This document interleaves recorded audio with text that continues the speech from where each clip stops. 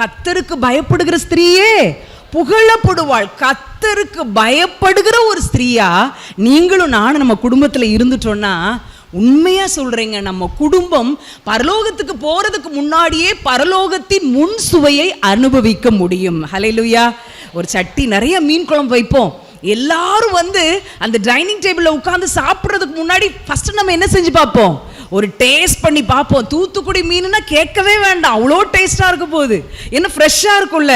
எங்களுக்கெல்லாம் 2 நாள் கழிச்சு ஐஸில் வச்சு தான் வருது. அதனால தான் உங்கள் மீன் குழம்பு சொல்கிறேன். அப்படியே ஒரு சொட்டு எடுத்து வச்சு பார்த்தா சூப்பர்ப்பா, உப்பு புளி காரம் நல்லெண்ணெய் எல்லாம் கரெக்டாக இருக்குது அப்படின்னு சொல்லி முதல் டேஸ்ட்டை நம்ம பார்க்குறோம்ல. அதே மாதிரி பரலோகத்தின் மேன்மை எல்லா தூதர்களோடும் பரிசுத்தவான்களோடும் கூட இருந்த அந்த பரலோகத்தை அனுபவிக்கிறத நீங்களும் நானும் கர்த்தருக்கு பயப்படுகிற ஸ்திரீயா இருந்துட்டோம்னா முன் சுவையை நம்ம வீட்டிலேயே அனுபவிக்க முடியுமா? ஹல்லேலூயா. இன்னைக்கு நம்ம பண்டிகையை முடிச்சிட்டு நம்ம வீட்டுக்கு போகும்போது ஒரு புது மனுஷன் நம்ம போக போறோம். நம்ம வாழ்க்கையில் இருக்கிற நிறைய காரியத்தில் ஆண்டவர் இன்றைக்கே நமக்கு அற்புதத்தை செய்ய வல்லவர். யாரெல்லாம் ஆண்டவர்கிட்ட, ஆண்டவரே நீங்க என் கூட பேசணும்ப்பா, நான் சும்மா விருதாவா சும்மா போகக்கூடாது ஏசப்பா. அன்னைக்கு ஏலாங்கிற பள்ளத்தாக்குல தாவீது வந்ததுக்கு ஒரு முகாந்திரம் இருந்துச்சு. அவர் கையில என்ன இருந்துச்சு? கோலியாத்தை வீழ்த்தணும்னு பிளான் போட்டா வந்தாரு. அவர் கையில பெரிய பட்டயமா இருந்தது. ராஜாக்கள் அணியினுக்கு ஒரு சோல்ஜர்ஸ் அணியினுக்குரிய ட்ரெஸ்ஸா இருந்துச்சு. ஒண்ணுமே இல்லப்பா, எதேச்சியா வந்தார். அண்ணமாரை பார்க்கறதுக்கு வந்தார். வறுத்த பயிரையும் பாலாட கட்டியையும் தான் கொடுக்க வந்தார். ஆனா திரும்பி போகும்போது வெற்றி களிப்போட போன மாதிரி, பிசாசின் தலையை வெட்டி துண்டாக்குன மாதிரி, இன்னைக்கு என் குடும்பத்துக்கு எதிராக இருக்கிற காரியம், நான் கர்த்தருக்கு பயப்படுகிற ஸ்திரீயா, கர்த்தரால் புகழப்படுகிற ஸ்திரீயா மாறாமல் இருக்கிறதுக்கு என் சுபாவத்தில் இருக்கிற காரியத்தை எல்லாம் இன்னைக்கு எனக்கு சரி பண்ணி வெற்றி களிப்போடு நான் வீட்டுக்கு போகணும். என் இருதயத்தை திறந்து வைங்க ஆண்டவரே, என் இருதயத்தை திறக்கிறேன்ப்பா, நீங்க என் கூட பேசுங்கன்னு சொன்னா ஆண்டவர் நிச்சயமாய் நம்மோடு பேசி விடுகிற தேவனாய் இருக்கிறார். ஹல்லேலூயா. ஆண்டவருடைய வார்த்தையை நான் கொடுக்கறதுக்கு முன்னாடி நாங்கள் எந்த ஊழியத்திலேருந்து வந்திருக்கிறோம், எந்த ஊழியத்தை நான் செய்து கொண்டிருக்கிறோம். ஏன்னா நீங்கள் எங்களுக்காக நீங்கள் என்ன செய்யணும்? ஜெபிக்கணும். நீங்கள்லாம் ஜெபிச்சாதான் ஊழியத்தை செய்கிற நாங்கள் ஆண்டவருக்காக பணித்தலங்களில் ஆண்டவருக்காக நிற்க முடியும். அதனால் நாங்கள் எந்த ஊழியத்திலேருந்து வந்திருக்கிறோன்னு சில நிமிடங்கள் உங்களோடு நான் பகிர்ந்து கொள்கிறேன். 29 ஆண்டுகளுக்கு முன்பதாக டேவிட் கணேசன் அப்படிங்கிற ஒரு அண்ணனை, கணேசனாக இருந்த ஆண்டவரை அறியாத ஒரு அண்ணனை ஆண்டவர் தொட்டார். எப்படி தொட்டார்? இருதயத்தில் ஒரு பலவீனம். இனி கொஞ்ச நாள் தான் உயிரோடு இருப்பாங்கன்னு சொல்லும்போது, ஐயோ உயிர் வாழணுமே, வாலிபனா இருக்கேன், என்னால் 10 ஸ்டெப்பு கூட நடக்க முடியல, நான் சீக்கிரத்தில் செத்து போயிடுவேனா அப்படின்னு சொல்லி கலங்கி கொண்டிருக்கிறப்போ பல விதமான கோயில்களுக்கு எல்லா இடத்துக்கு போனாங்க. சரி 10ஓட 11 ஒரு சர்ச்சுக்கு போகலாம் அப்படின்னு சொல்லி ஆலய ஆராதனையில் கடைசியாக உட்கார்ந்துருந்தாங்க. 4 வாரம் ஆலயத்துக்கு போனாங்க. ஆண்டவர் அற்புதமாய் இவர்களுக்கு சுகத்தை கொடுத்துட்டார்.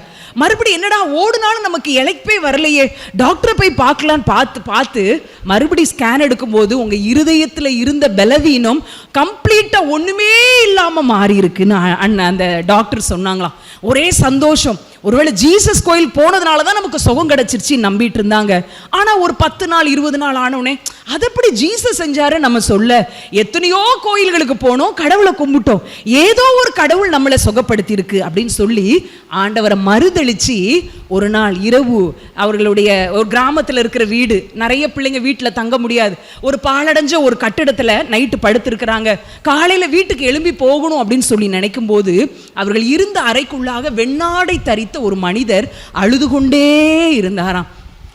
இவர் எப்படி உள்ள வந்தாரு, ஏன் அழுறாரு, வெள்ளை ட்ரெஸ் போட்டு நம்ம ஊர்ல யாருமே இருக்க மாட்டாங்களே அப்படின்னு சொல்லி அவருடைய சத்தத்தை கூர்ந்து கவனித்து அவர் கிட்ட போகும்போது அந்த மனிதர் சொன்ன வார்த்தை, உலகத்தில் இருக்கிற மனிதர்களுக்காக நான் அழுகிறேன், என்னால் படைக்கப்பட்ட என் ஜனங்கள் என்னை அறியாமல் எங்கோ போய் கொண்டிருக்கிறார்களேன்னு சொல்லி அழுது கொண்டே இருந்ததை பார்த்தோன்னே தன்னையும் அறியாமல், நமக்கு யாராவது ஒருத்தங்க அழுதாங்கன்னா நமக்கும் கண்ணீர் வரும்ல, அதே போல அந்த மனிதர் அழுகிறாரேன்னு இந்த கணேசன் ஏங்கி ஏங்கி அழ ஆரம்பிச்சாங்களாம். சத்தம் போட்டு அழ ஆரம்பிச்சிருக்கிறாங்க. பக்கத்து வீட்டில் தண்ணி தெளிச்சு கூட்டி விடும்போது யார் உள்ள இருந்து அழுறது அப்படின்னு சொல்லி கதவை தட்டி, ஏப்பா அழுவுற விடிய காத்தால அப்படின்னு சொல்லி ஒரு அம்மா வெளியே கூப்பிட்டு போறதான் தெரிஞ்சிருக்குது. அந்த மனிதரையும் காணவில்லை.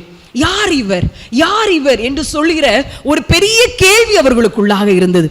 அப்போ சிவகாசி பக்கத்துல பஸ் ஸ்டாண்டுக்கு பக்கத்துல ஒரு பாத்திர கடை வச்சிருக்கிற ஒரு அண்ணே பைபிளை வாசிக்கிட்டு இருந்திருக்கிறாங்க. அப்போ இவங்க பஸ்ஸுக்காக காத்திருக்கும் போது அந்த கணேசன் அண்ணே பைபிள் எல்லாம் வாசிக்கிறீங்களே, இப்படி ஒரு சம்பவம் நடந்துச்சு, இப்படி ஒருவர் அழுகிறார் அப்படின்னு சொன்னோன்னே அது இயேசு கிறிஸ்து அப்படின்னு சொல்லி அவர் சொன்ன வார்த்தைகளை எல்லாம் காமிக்கும் போது, ஏசப்பா தான் உன்னை சுகப்படுத்தியிருக்காருப்பா, அவர் இன்றைக்கு அழுது கொண்டிருக்கிறார் என்று செய்தியை சொன்னாங்க. அன்றைய நாள் முதற்கொண்டு ஜனக்கூட்டமான இடத்தெல்லாம் பார்க்கும்போது ஆண்டவர் அழுகிற சத்தம் உங்க காதுல கேட்டுக்கிட்டே இருக்குமா.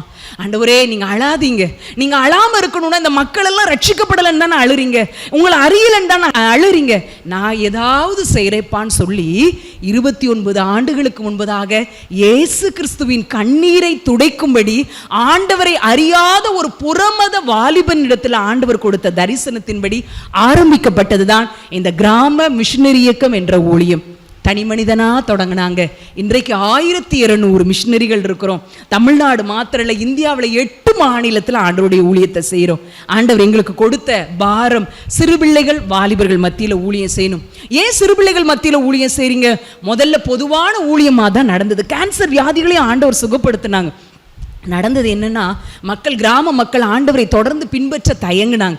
அப்போ என்ன ஆண்டவரே செய்யன்னு யோசிச்சுக்கிட்டு இருக்கும்போது ஆண்டவர் ஒரு தரிசனத்தை அண்ணனுக்கு காமிச்சாங்க. என்னன்னா, ஒரு கிராமத்தில் ஒரு ஆடும் குட்டி இருக்குது. ஒரு திருடன் ஒருத்தன் தனக்கு சொந்தமாக்கி கொள்ளும் இந்த ரெண்டையும் நினைக்கிறவன் ஆடை போய் பிடிச்சானா அது முட்டு முறைக்கும். ஆனா இந்த குட்டியை தூக்கி தன் தோள் மேல போட்டு நடந்த ஆடு என்ன செஞ்சிடும்? பின்னால வந்துடும். இந்த தரிசனத்தை காண்பித்து என் ஆட்டு குட்டிகளை மேய்ப்பாயாக என்ற ஒரு பாரத்தை கொடுத்தாங்க. அந்த நாள் முதற்கண்டு சிறுவர் வாலிபர்களை சந்திக்கிறோம். வருஷந்தோறும் வாலிபர் முகாம்களை நடத்தும், வருஷந்தோறும் விபிஎஸ் ஊழியங்களை நடத்தும். இந்த ஆண்டு 6000 கிராமங்களில் மே மாதம் முழுவதும் விபிஎஸ் ஊழியத்தை நடத்தணும்னு 1,00,000 புத்தகங்களை அடித்து 1,00,000 சிறு பிள்ளைகளை சந்திக்கணும், 6000 கிராமங்களை சந்திக்கணும்னு சொல்லி பாரத்தோடு ஆயத்தப்பட்டு கொண்டிருக்கிறோம். அது மாத்திரம் இல்லை, வாலிபர்கள் நமக்கு ஆண்டவர் கொடுத்திருக்கிற பாரம் இல்லை. வர ஆகஸ்ட் 15ஆம் தேதி திருச்சியில் வச்சு 1,20,000 வாலிபர்கள் பங்கு கொள்கிற ஒரு வாலிபர் முகாமையும் ஆயத்தப்படுத்த ஆண்டவர் உதவி செஞ்சிருக்கிறாங்க. அதற்கான பிரேயர் கார்டு எங்க கிட்ட இருக்கு. மோகன் சி லாசரஸ் அண்ணனும் நம்முடைய டேவிட் கணேசன் அண்ணனும் ஆண்டவருடைய வார்த்தையை பகிர்ந்து கொள்றாங்க. போன வருஷம் திருச்சியில் நடந்த அந்த முகாம்ல 80,000த்திற்கும் அதிகமான வாலிபர்கள் கலந்து கொண்டாங்க. ஒருவேளை ஒரு நல்ல பிரபலமானவங்க வர்றதுனால இவ்வளோ பேர் வந்துட்டாங்களா அப்படின்னு சொல்லி யோசித்தா அதுல இருக்கிற பாதி கூட்டத்திற்கு மேல நாங்கள் கிராமங்களில் சந்திக்கிற வாலிபர்கள் அவங்கள தான் வேன் வச்சு என்ன செஞ்சுட்டு வருவோம், கூட்டி கொண்டு வருவோம்.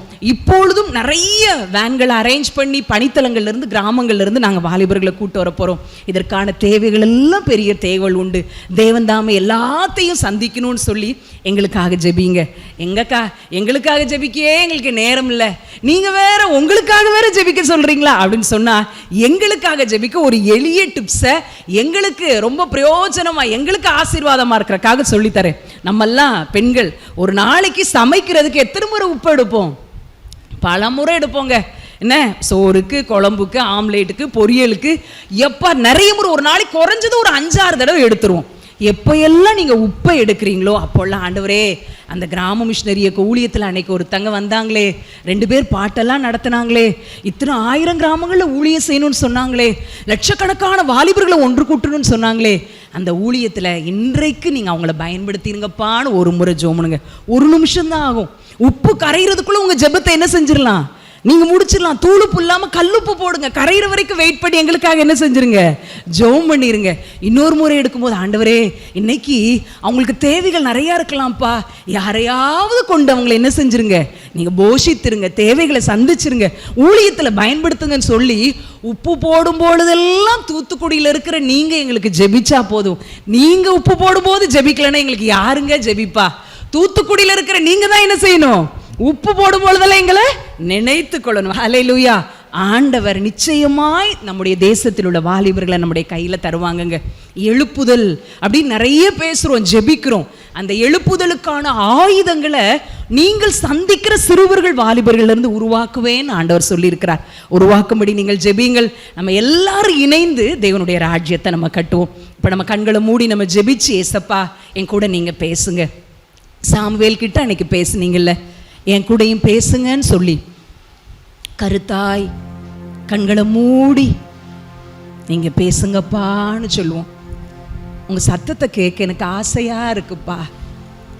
நீங்க பேசாட்டா யார் என்கிட்ட பேசுவா? நீங்க பேசினாதானே எனக்கு ஒரு மாற்றம் உண்டாகும். நீங்க பேசினாதானே என் இருதயம் உடைக்கப்படும். நீங்க பேசினாதானப்பா என் வாழ்க்கை ஆசீர்வாதமா மாறும். உங்க கரத்துல என்ன தருகிற நீங்க என்கிட்ட பேசுவீங்களா? ஆண்டவர் சொல்லுகிறார், நான் பேசும் தெய்வம் மகளே, உன்கிட்ட பேசுறதுக்காக தான் நான் இன்றைக்கு உன் அருகில காத்து கொண்டிருக்கிறேன். என் கூட பேசுங்கப்பா. அன்பின் பிதாவே, பேசுகிறது நீங்கள் அல்ல, உங்கள் பிதாவின் ஆவியானவரே என்று வேதம் சொல்லியிருக்கிறதே. பேசுகிற அடிமையை மறைத்து கர்த்தர் வெளிப்படுவீராக. வந்திருக்கிற உம்முடைய ஜனங்கள் ஒவ்வொருவரோடும் நீர் பேசுவீராக. இயேசுவின் மூலம் ஜெபிக்கிறேன் நல்ல பிதாவே, ஆமேன் ஆமேன். 1669 வருஷம் இங்கிலாந்து தேசத்துல லண்டன் மாநகர்ல ஒரு குட்டி அழகான ஒரு பெண் குழந்தை பிறக்குது. இளம் வயது வரைக்கும் அவ அழகா வளர்ந்து வர்றா. தேவபக்தி உள்ள ஒரு பிள்ளையா அந்த குட்டி பிள்ளை வளர்ந்து வர்றா. அவங்க அம்மா அப்பா அந்த குட்டி பிள்ளைக்கு வச்சிருக்கிற பேரு சூசன்னா அப்படின்னு சொல்லி அழகான பேரை வச்சு அவளை ரொம்ப ஆசையோட கர்த்தருக்கு பயப்படுகிற பயத்துல வளர்க்குறாங்க. டீனேஜ் 19 இயர்ஸ்ல அவளுக்கு சாம்வேல் வெஸ்லி அப்படிங்கிற ஒரு மனிதரை கல்யாணம் பண்ணி கொடுக்குறாங்க. அவங்களுடைய திருமண வாழ்க்கையில 15 பிள்ளைகளை ஆண்டவர் அவங்களுக்கு கொடுக்குறாங்க. எத்தனை பிள்ளைங்க? 15 பிள்ளைங்களை கொடுக்குறாங்க. எங்க சண்டே ஸ்கூல்ல கூட என் கிளாஸ்ல 15 பேர் இல்லையா அப்படின்னு நம்ம யோசிப்போம். 15 பிள்ளைங்களை ஒரு 5 பிள்ளைங்க இறந்து போயிடுறாங்க. 10 பிள்ளைகளை அந்த சூசன்னா வெஸ்லி அப்படிங்கிறவங்க அன்போட கர்த்தருக்கு பயப்படுகிற பயத்தோட அவங்கள வளர்த்து கொண்டே வந்தாங்களாம். அவங்க எப்படி வளர்த்தாங்க, அந்த வீடு எப்படி மாறுச்சு அப்படின்னு சொன்னா, அந்த வீடு ஒரு 10 பேர் இருந்தாலே ஒரு சபை மாதிரி தான் ஆச்சு, இல்லை ஒரு வீட்டு சபை மாதிரி தான். அந்த வீடு ஒரு வீட்டு சபையை போல இயங்குச்சு. அந்த வீட்டில் இருக்கிற ஒவ்வொரு பிள்ளைகளோட அந்த சூசன்னா வெஸ்லி ஒரு வாரத்துக்கு ஒரு பிள்ளையோட இத்தனை நிமிஷங்கள் நான் ஸ்பெண்ட் பண்ணணும், அவகிட்ட தனிப்பட்ட விதத்தில் பேசணும், அவங்களோட சேர்ந்து ஜெபிக்கணும்னு ஒவ்வொரு வாரத்துக்கும் ஒரு ஷெட்யூல் வச்சுருப்பாங்களாம். வச்சு அவங்களோட பேசி அவங்கள உருவாக்குற வேலையை செஞ்சுட்டு வந்தாங்களாம். அப்படிங்கும்போது அந்த வீடு ஒரு மிஷினரி பணித்தளம் போல செயல்பட்டுச்சான். 2 பிள்ளைய வச்சே நம்மளால பாத்திரத்தை விளக்கி, துணியை துவைச்சி, வீட்டை தொடச்சி எப்பா அப்படின்னு நம்ம நினைக்கிறோம். அப்போ 10 பிள்ளைகளை வளர்க்கணும்னா அந்த தாய்க்கு எவ்வளோ வேலை இருந்திருக்கும். அப்போ வேலை செஞ்சுக்கிட்டே இருப்பாங்களா. 3 வேளை சாப்பாடு கொடுக்கணும் 10 பேருக்கு. அடாடா, ஆளுக்கு 2 தோசை சாப்பிட்டாலே 20 தோசை செய்யணும். எப்படிங்க 2 தோசை சாப்பிடும் நம்ம பிள்ளை? போட்டி போட்டு சாப்பிடும்போது எவ்வளோ வேலை இல்லை யோசிப்பாங்களேன். அப்போ அந்த அடுப்புக்கு மேலே இருக்கிற டைல்ஸில் ஒரு வாசகத்தை எழுதி வச்சாங்களா. என்ன வாசகம்னா, இங்கு 3 வேளையும் கர்த்தருக்கு ஊழியம் செய்யப்படுகிறது அப்படின்னு சொல்லி எழுதி வச்சாங்களா. அப்படின்னா என்ன அர்த்தம்? 3 வேளையும் நான் சமைக்கிறேன், என் குடும்பத்துக்காக, என் பிள்ளைகளுக்காக நான் சமைக்கிறேன். இதை நான் வேலையா நினைக்கல, ஊழியமா நினைக்கிறேன். 3 வேளையும் இங்கு கர்த்தருக்கு ஊழியம் செய்யப்படுகிறது அப்படின்னு எழுதி வச்சாங்களா. எதுக்குன்னா, சோர்ந்துடக்கூடாது, நமக்கு சோர்வாயிரும், சமைச்சு பாத்திரத்தை கழுவி சோர்ந்து போயிடக்கூடாதுங்கிறனால என்கரேஜ்மெண்ட் பண்ணணும், அவங்கள உற்சாகப்படுத்தணும்னு அந்த வாசகத்தை எழுதி வச்சாங்களாம். யோசிச்சு பாருங்க, அந்த 10 பிள்ளைகள்ல இருந்து ஒரு 2 பிள்ளை உலகத்தையே கலக்கிற 2 பிள்ளையா மாறுச்சு. ஒன்று யார் அப்படின்னு சொன்னா சார்லஸ் வெஸ்லி, இன்னொன்று ஜான் வெஸ்லி அப்படிங்கிறவங்க பல நூற்றாண்டு காலமா அவங்க எழுதுகிற புத்தகமா இருக்கட்டும், அவங்களுடைய ஊழியத்தின் நிமித்தம் ஆண்டவருக்கு தங்களுடைய வாழ்க்கையை கொடுத்து ஊழியர்களாய் உருவாக்குனவங்களா இருக்கட்டும், அவ்வளோ பேரை அந்த சூசன்னா வெஸ்லியினுடைய 2 பிள்ளைகள், ஜான் வெஸ்லி, சார்லஸ் வெஸ்லிங்கிற 2 பிள்ளைகள் பெரிய காரியத்தை என்ன செஞ்சிட்டாங்களாம்.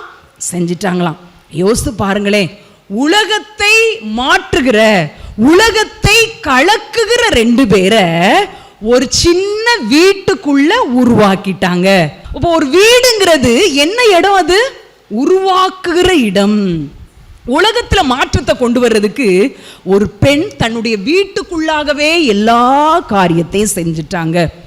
அந்த வீடு, ஒரு மனைவி, நீங்க என்னங்க செய்றீங்க அப்படின்னு கேட்ட உடனே நம்ம சொல்லணும், நான் ஹவுஸ் ஒய்ஃப் தாங்க அப்படிம்போம். ஹவுஸ் ஒய்ஃப் அப்படின்னு சொல்றதை விட ஹவுஸ் பில்டர் அப்படின்னு சொல்லலாம், வீடை கட்டுறவங்க அப்படின்னு சொல்லலாம். என்னங்க, நான் என்ன சிவில் இன்ஜினியரா, செங்கல் சிமெண்ட்டை வச்சா நான் வீடை கட்ட போறேன் அப்படின்னா, வீட்டை செங்கல் சிமெண்ட்டை வச்சு கட்டாம இருக்கலாம், ஆனா உங்க பிள்ளைகளுடைய வாழ்க்கையை கட்டுகிறீர்கள், உங்க பிள்ளைகளுடைய எதிர்காலத்தை கட்டுகிறீர்கள். கர்த்தருக்கு பயப்படுகிற ஒரு சந்ததியை நீங்க என்ன செய்றீங்க? கட்டுறீங்க. அப்போ இந்த சம்பவத்தின் மூலம் ஆண்டவர் இன்னைக்கு என்ன எடைப்பட போறாங்கன்னா, உங்களுக்கு நான் ஒரு வீடு கொடுத்துருக்கிறேன்ல, அது ஒரு சாதா வீடா இருக்கலாம், அல்லது காங்கிரீட் போட்ட வீடா இருக்கலாம், அல்லது மாடி மாடியா இருக்கிற வீடா இருக்கலாம், ஓட்டு வீடா இருக்கலாம், அல்லது ஷெட்டு மட்டும் இறக்கிற வீடா இருக்கலாம். எப்படிப்பட்ட வீடா இருந்தாலும் ஆண்டவர் சொல்றார், நீ இந்த வீட்டுக்குள்ள இருந்து, சாதாரண இந்த இடத்துல இருந்து உலகத்திற்கு மாற்றத்தை கொண்டு வருகிற, உலகத்துல பெரிய காரியங்களை தேவனுக்காக செய்யக்கூடிய வேலையை இந்த வீட்டுக்குள்ளேயே செய்து முடிக்க முடியும் என்று ஆண்டவர் இன்றைக்கு நம்மை உற்சாகப்படுத்துகிறார். ஹல்லேலூயா, ஹல்லேலூயா. ஒரு வீடு அப்படிங்கும் போது அது ஒரு பீஸ்ஃபுல்லான இடம். எங்கதான் நம்ம அலைஞ்சு திரிஞ்சு வந்தாலும் நம்ம வீட்டுக்குள்ள வந்த உடனே அப்பாடா அப்படின்னு இருக்கும். பொதுவா வீட்டை குறித்து யார் ரொம்ப அக்கறைப்படுவாங்க? வீட்டில் இருக்கிற கணவனா, மனைவியா, பிள்ளைகளா, யார் ரொம்ப அக்கறைப்படுவோம்? மனைவி தான். ஐயோ கூட்டத்துக்கு வந்துட்டேன், இங்கேயே பாதி அக்கம்மா நினச்சிக்கிட்டு இருப்பாங்க. கூட்டத்துக்கு வந்துட்டேன், எடுத்த இடத்துல போட்டேனே, அடுப்பை ஆஃப் பண்ணனான்னு தெரியலையே, வீட்டை பாதியை பெருக்கிட்டு விட்டுட்டு வந்தேன், ஐயோ துணியை ஊற வச்சேனே, அலசி போட்டுருவோம் நினைச்சேன், அடடா தண்ணி வடிச்சுக்கிட்டு இருக்கேன், வெளியில கம்பியில காய போட்டுருவோம் நினைச்சேன். அப்போ வீட்டை குறித்து நிறைய யோசிச்சுட்டே இருக்கிறது யாரு தான்? நம்ம தான். இன்னைக்கு ஏசப்பா நம்மகிட்ட என்ன பேச போறாங்கன்னா, நம்முடைய வீடு எப்படிப்பட்ட வீடாக இருக்க வேண்டும். இன்னைக்கு நம்ம மத்தியானம் சாப்பிட போறோம், நம்ம செய்யாத சாப்பாடை சாப்பிட போறோம். அதுவே ஒரு சந்தோஷம் தான். இல்லை எனக்கெல்லாம் ஹாப்பிங்க. என்னங்க நம்மளே சமைச்சு நம்மளே சாப்பிட்டு நம்மளே அந்த தட்டை கழுவுறது என்னாலும் நடக்கிறதானங்க. இன்னைக்கு நம்ம செய்யாத என்ன சாப்பாடுன்னு தெரியல, ஐரமாக்கு மட்டும் தான் தெரியும். நம்ம செய்யாத சாப்பாடை சாப்பிட போறோம். ஆனா அதுக்கு முன்னாடி என் இருதயம் தேவன் கொடுக்கிற வார்த்தையினால் திருப்தி அடைஞ்சிரும். ஐயா ஜெபிச்சாங்க, கொழுப்பையும் நினத்தையும் உண்டது போல ஒரு பலன், கொழுப்பையும் நினத்தையும் உண்டதை போல ஒரு மகிழ்ச்சியை தேவன் இந்த உணவு வேலைக்கு முன்பதாக நமக்கு தரப்போறாங்க. ஆசையோடு இருக்கணும். ஏன் வீடு எப்படி இருக்கணும்? இதைத்தான் தாவீது ராஜா உணர்ந்தாங்க. அவர் ராஜாவா இருந்தாலும், அரண்மனையை கட்டி அரண்மனையில இருந்தாலும் அவருடைய எண்ணம் எப்படி இருந்துச்சா அப்படின்னு சொன்னா, நீங்க வசனத்தை குறிச்சுக்கோங்க. 2 சாமுவேல் 7ஆம் அதிகாரம் 29ஆம் வசனத்தை நான் வாசிக்கிறேன். தாவீது சொல்றாங்க, உமது அடியானின் வீடு என்றென்றைக்கும் உமக்கு முன்பாக இருக்கும்படி அதை ஆசீர்வதித்தருளும். ஆண்டவரே, எனக்கு நீங்க அரண்மனையை தந்திருக்கிறீங்க, சொத்து சுகங்களை தந்திருக்கிறீங்க, எல்லாவற்றையும் நீங்க தந்திருக்கிறீங்கப்பா. என்னதான் எனக்கு நீங்க தந்தாலும் என் வீடு உங்களுக்கு முன்பதாக ஆசீர்வாதமா இருக்கும்படி, உங்க கண்ணுக்கு முன்பதாக இருக்கும்படி அதை ஆசீர்வதித்தருளும் அப்படின்னு சொல்லி தாவீது ஜெபிக்கிறாங்க. இன்னைக்கு நம்ம எதை பத்தி பார்க்க போறோம் அப்படின்னு சொல்லிட்டேன். நம்ம வீடு எப்படி இருக்கணும் அப்படின்னு சொல்லி ஆண்டவர் விரும்புகிறார். முதலாவது நம்முடைய வீடு எப்படி இருக்கணுமா அப்படின்னு சொன்னா, ஆட்டுக்குட்டியின் இரத்தம் பூசப்பட்ட ஒரு வீடாக இருக்க வேண்டும். ஹல்லேலூயா, ஹல்லேலூயா. இது எதுல வந்திருக்கு அப்படின்னு சொல்லி நமக்கு நல்லா தெரியும். யாத்திராகமம் 12ஆம் அதிகாரம் 13ஆவது வசனத்துல போடப்பட்டிருக்குது, நீங்கள் இருக்கும் வீடுகளில் அந்த இரத்தம் உங்களுக்காக அடையாளமாக இருக்கும். நீங்கள் ரத்தம், அந்த இயேசு கிறிஸ்து அந்த ஆட்டுக்குட்டியுடைய ரத்தத்தை நிலைக்கால்கள்ல பூசுறாங்க. எந்த சம்பவம் நமக்கு தெரியும்? சங்கார தூதன், அந்த 10 வாதையில ஒரு வாதை, சங்கார தூதன் அந்த எகிப்துக்குள்ள சுற்றி வருவார். அப்ப எந்தெந்த வீட்டின் நிலைக்கால்கள் எல்லாம் ரத்தம் பூசப்படலையோ அந்த வீடு என்ன செய்யப்படும்? அதுல இருக்கிற தலைச்சன் பிள்ளை சங்கரிக்கப்படும். சும்மா தூங்கிட்டு இருப்பான், அப்படியே செத்து போயிருப்பான். அங்க பாத்ரூம்ல இருப்பான், அப்படியே செத்து போயிருப்பான். இப்படி ஒரு சங்காரம் உண்டாகாதபடிக்கு இஸ்ரவேல் ஜனங்களுடைய வீட்டின் நிலைக்கால்கள் எல்லாம் என்ன பூசப்பட்டு இருக்குமா? அந்த ஆட்டுக்குட்டியின் ரத்தத்தை பூசி இருக்கணும். இதுதான் அடையாளம் என்று சொல்கிறார். முதல் தேவன் நம்மிடத்தில் விரும்புகிற வீடு என்னன்னா, இந்த ஆட்டுக்குட்டியின் ரத்தம் எதை குறிக்கிறது அப்படின்னு சொன்னா, நம்ம வீடு ஒரு ரட்சிக்கப்பட்ட வீடாக இருக்க வேண்டும். வீட்டில் இருக்கிற கணவரா இருக்கலாம், வீட்டில் இருக்கிற பிள்ளைகள் ரட்சிக்கப்பட்டவர்களா இருக்க வேண்டும். நம்ம யோசிப்போம், நாங்க கிறிஸ்தவ குடும்பம் தானே, பரம்பரையா கிறிஸ்தவங்க தானே. என் பேர் எலிசபெத், எங்க வீட்டுக்கார பேர் சகரியா, என் பிள்ளை பேர் யோவான், எல்லாமே பைபிள்ல இருக்கிற பேர் தானங்க. எப்படிங்க நாங்க ரட்சிக்கப்பட முடியும்? ரட்சிப்பு அப்படிங்கிறது நம்முடைய பெயர்னாலேயோ பரம்பரை கிறிஸ்தவர்களா இருப்பதனாலேயோ வரதே இல்லை. இயேசுவின் இரத்தத்தினால கழுவப்பட்ட ஒரு இருதயம் இருக்கணும். ஆண்டவரை அல்லாமல் மீட்பு இல்லை. அவருடைய இரத்தத்தினால் கழுவப்பட்டு என்னுடைய பாவ சுபாவம், இதுவரைக்கும் செய்த பாவத்தை எல்லாம் இயேசு சிலுவையில் எனக்காக இரத்தம் சிந்திட்டார் அப்படிங்கிற எண்ணம் நம்முடைய ஒவ்வொருடைய உள்ளத்தில் இருக்கணும். வீட்டில் இருக்கிற ஒவ்வொருவரும் ரட்சிக்கப்பட்டவர்களாக இருக்கிறாங்களா? ரட்சிப்பு மட்டும்தான்.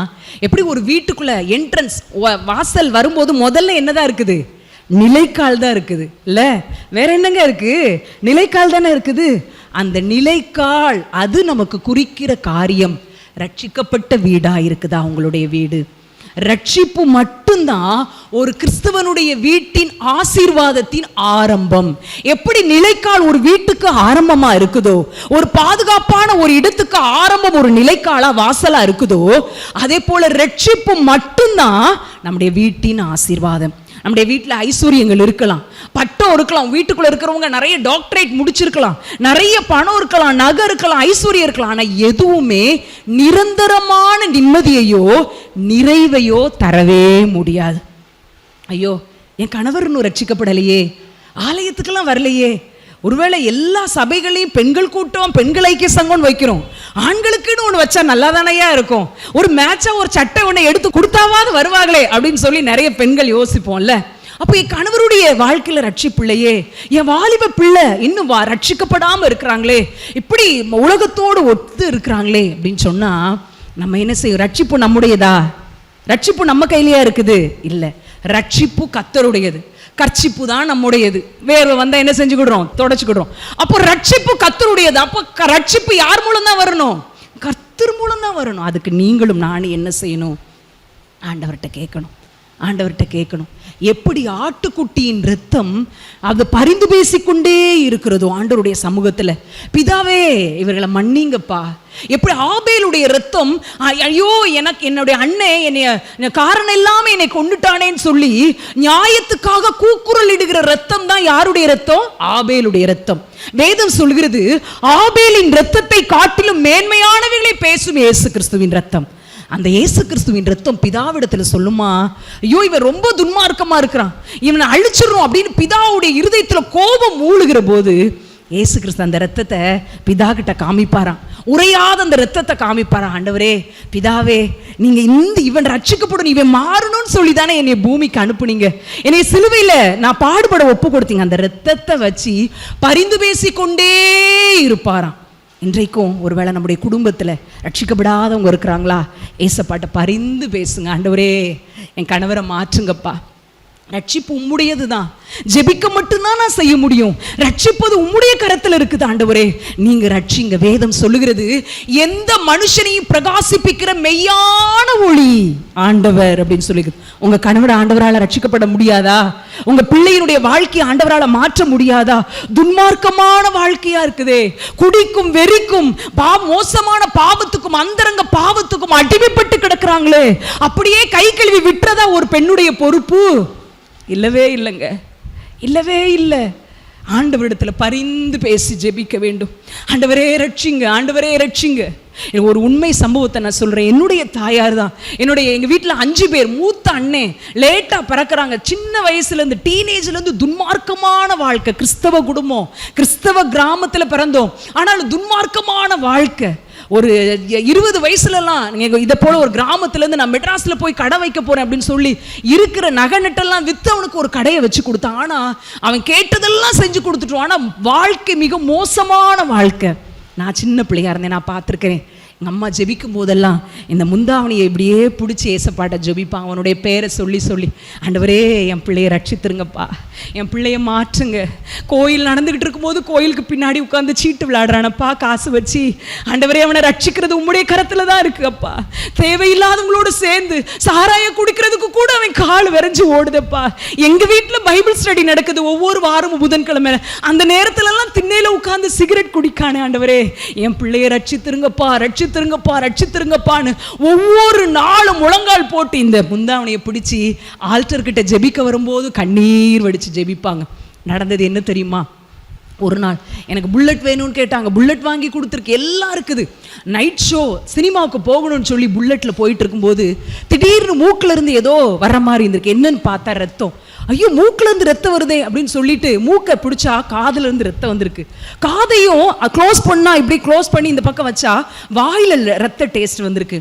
என்ன செய்யன்னு தெரியல. அங்கே இருக்கிற எங்களுடைய உறவினர் மூலம் சேர்ந்து ஹாஸ்பிட்டலில் சேர்த்தாச்சு. கிராமத்தில் இருக்கிற எங்களுக்கு தந்தி வருது, மகன் இறந்து போயிடுவான், நீங்கள் உடனே கிளம்பி வாங்க. ஏன்னா என்ன ரீசன்னால ரத்தம் வருதுன்னு தெரியல. ரத்தத்தை ஏற்றினாலும் ரத்தம் வெளியேறிக்கிட்டே தான் இருக்கும், டாக்டர் ஒன்றும் செய்ய முடியாது, வீட்டுக்கு சொல்லிடுங்க அப்படின்னு சொல்லிட்டாங்க. இந்த சூழ்நிலையில் என்னுடைய பெற்றோர் போகணும்னு நினச்சிட்டு இருக்கும்போது சென்னையில் இருந்த என்னுடைய அத்தை அந்த ஐசியூ வார்டுக்குள்ளே போயிருக்கிறாங்க. போய் சொல்லியிருக்கிறாங்க, தம்பி நீ இவ்வளோ நாள் துன்மார்க்கமான வாழ்க்கை வாழ்ந்துட்ட, இப்போ கடைசியா ஆண்டவர்கிட்ட உன் வாழ்க்கையை ஒப்புக்கொடு. ஆண்டவரே என் பாவத்தை எல்லாம் மன்னிச்சு என்னை பரலோகத்துக்கு எடுத்துக்கோங்கப்பா, நீ ஜெபிச்சிருப்பா அப்படின்னு சொல்லிட்டு அவங்க வெளியில வந்துட்டாங்க. அந்த கடைசி மணித்துளி அவன் பிடித்து கொண்டான். ஆண்டவர்கிட்ட கண்ணீர் விட்டு கேட்டான். யாருமே இல்லாத ஐசியூ ரூம். அதில் ஆண்டவர்கிட்ட கேட்கிறேன், ஏசப்பா என்னை நீங்க சுகப்படுத்திருங்க, எனக்கு நீங்க சுகப்படுத்திட்டீங்கன்னா உங்களுக்காக வாழுவேன்னு சொல்லி வாயை மூடவும் 3 இடத்திலிருந்து வந்த ரத்தம் உடனடியாக நின்று போனது. ஹல்லேலூயா. மரிச்சிருப்பான்னு அங்க போய் பார்க்க போறோம், அவன் சுகமாய் இருந்தான். அன்றைக்கு ஆண்டவருக்கு தன்னுடைய வாழ்க்கையை ஒப்பு கொடுத்து முழு நேர ஒரு மிஷினரியா போதகரா தர்மபுரி பக்கத்தில் இருக்கிற ஒரு கிராமத்தில் 35 ஆண்டுகளுக்கு மேலாக ஆண்டவருடைய ஊழியத்தை செய்து கொண்டிருக்கிறாங்க. எங்க அண்ணே எவ்வளவு துன்மார்க்கமா வாழ்ந்தாங்கன்னு எனக்கு தெரியும்.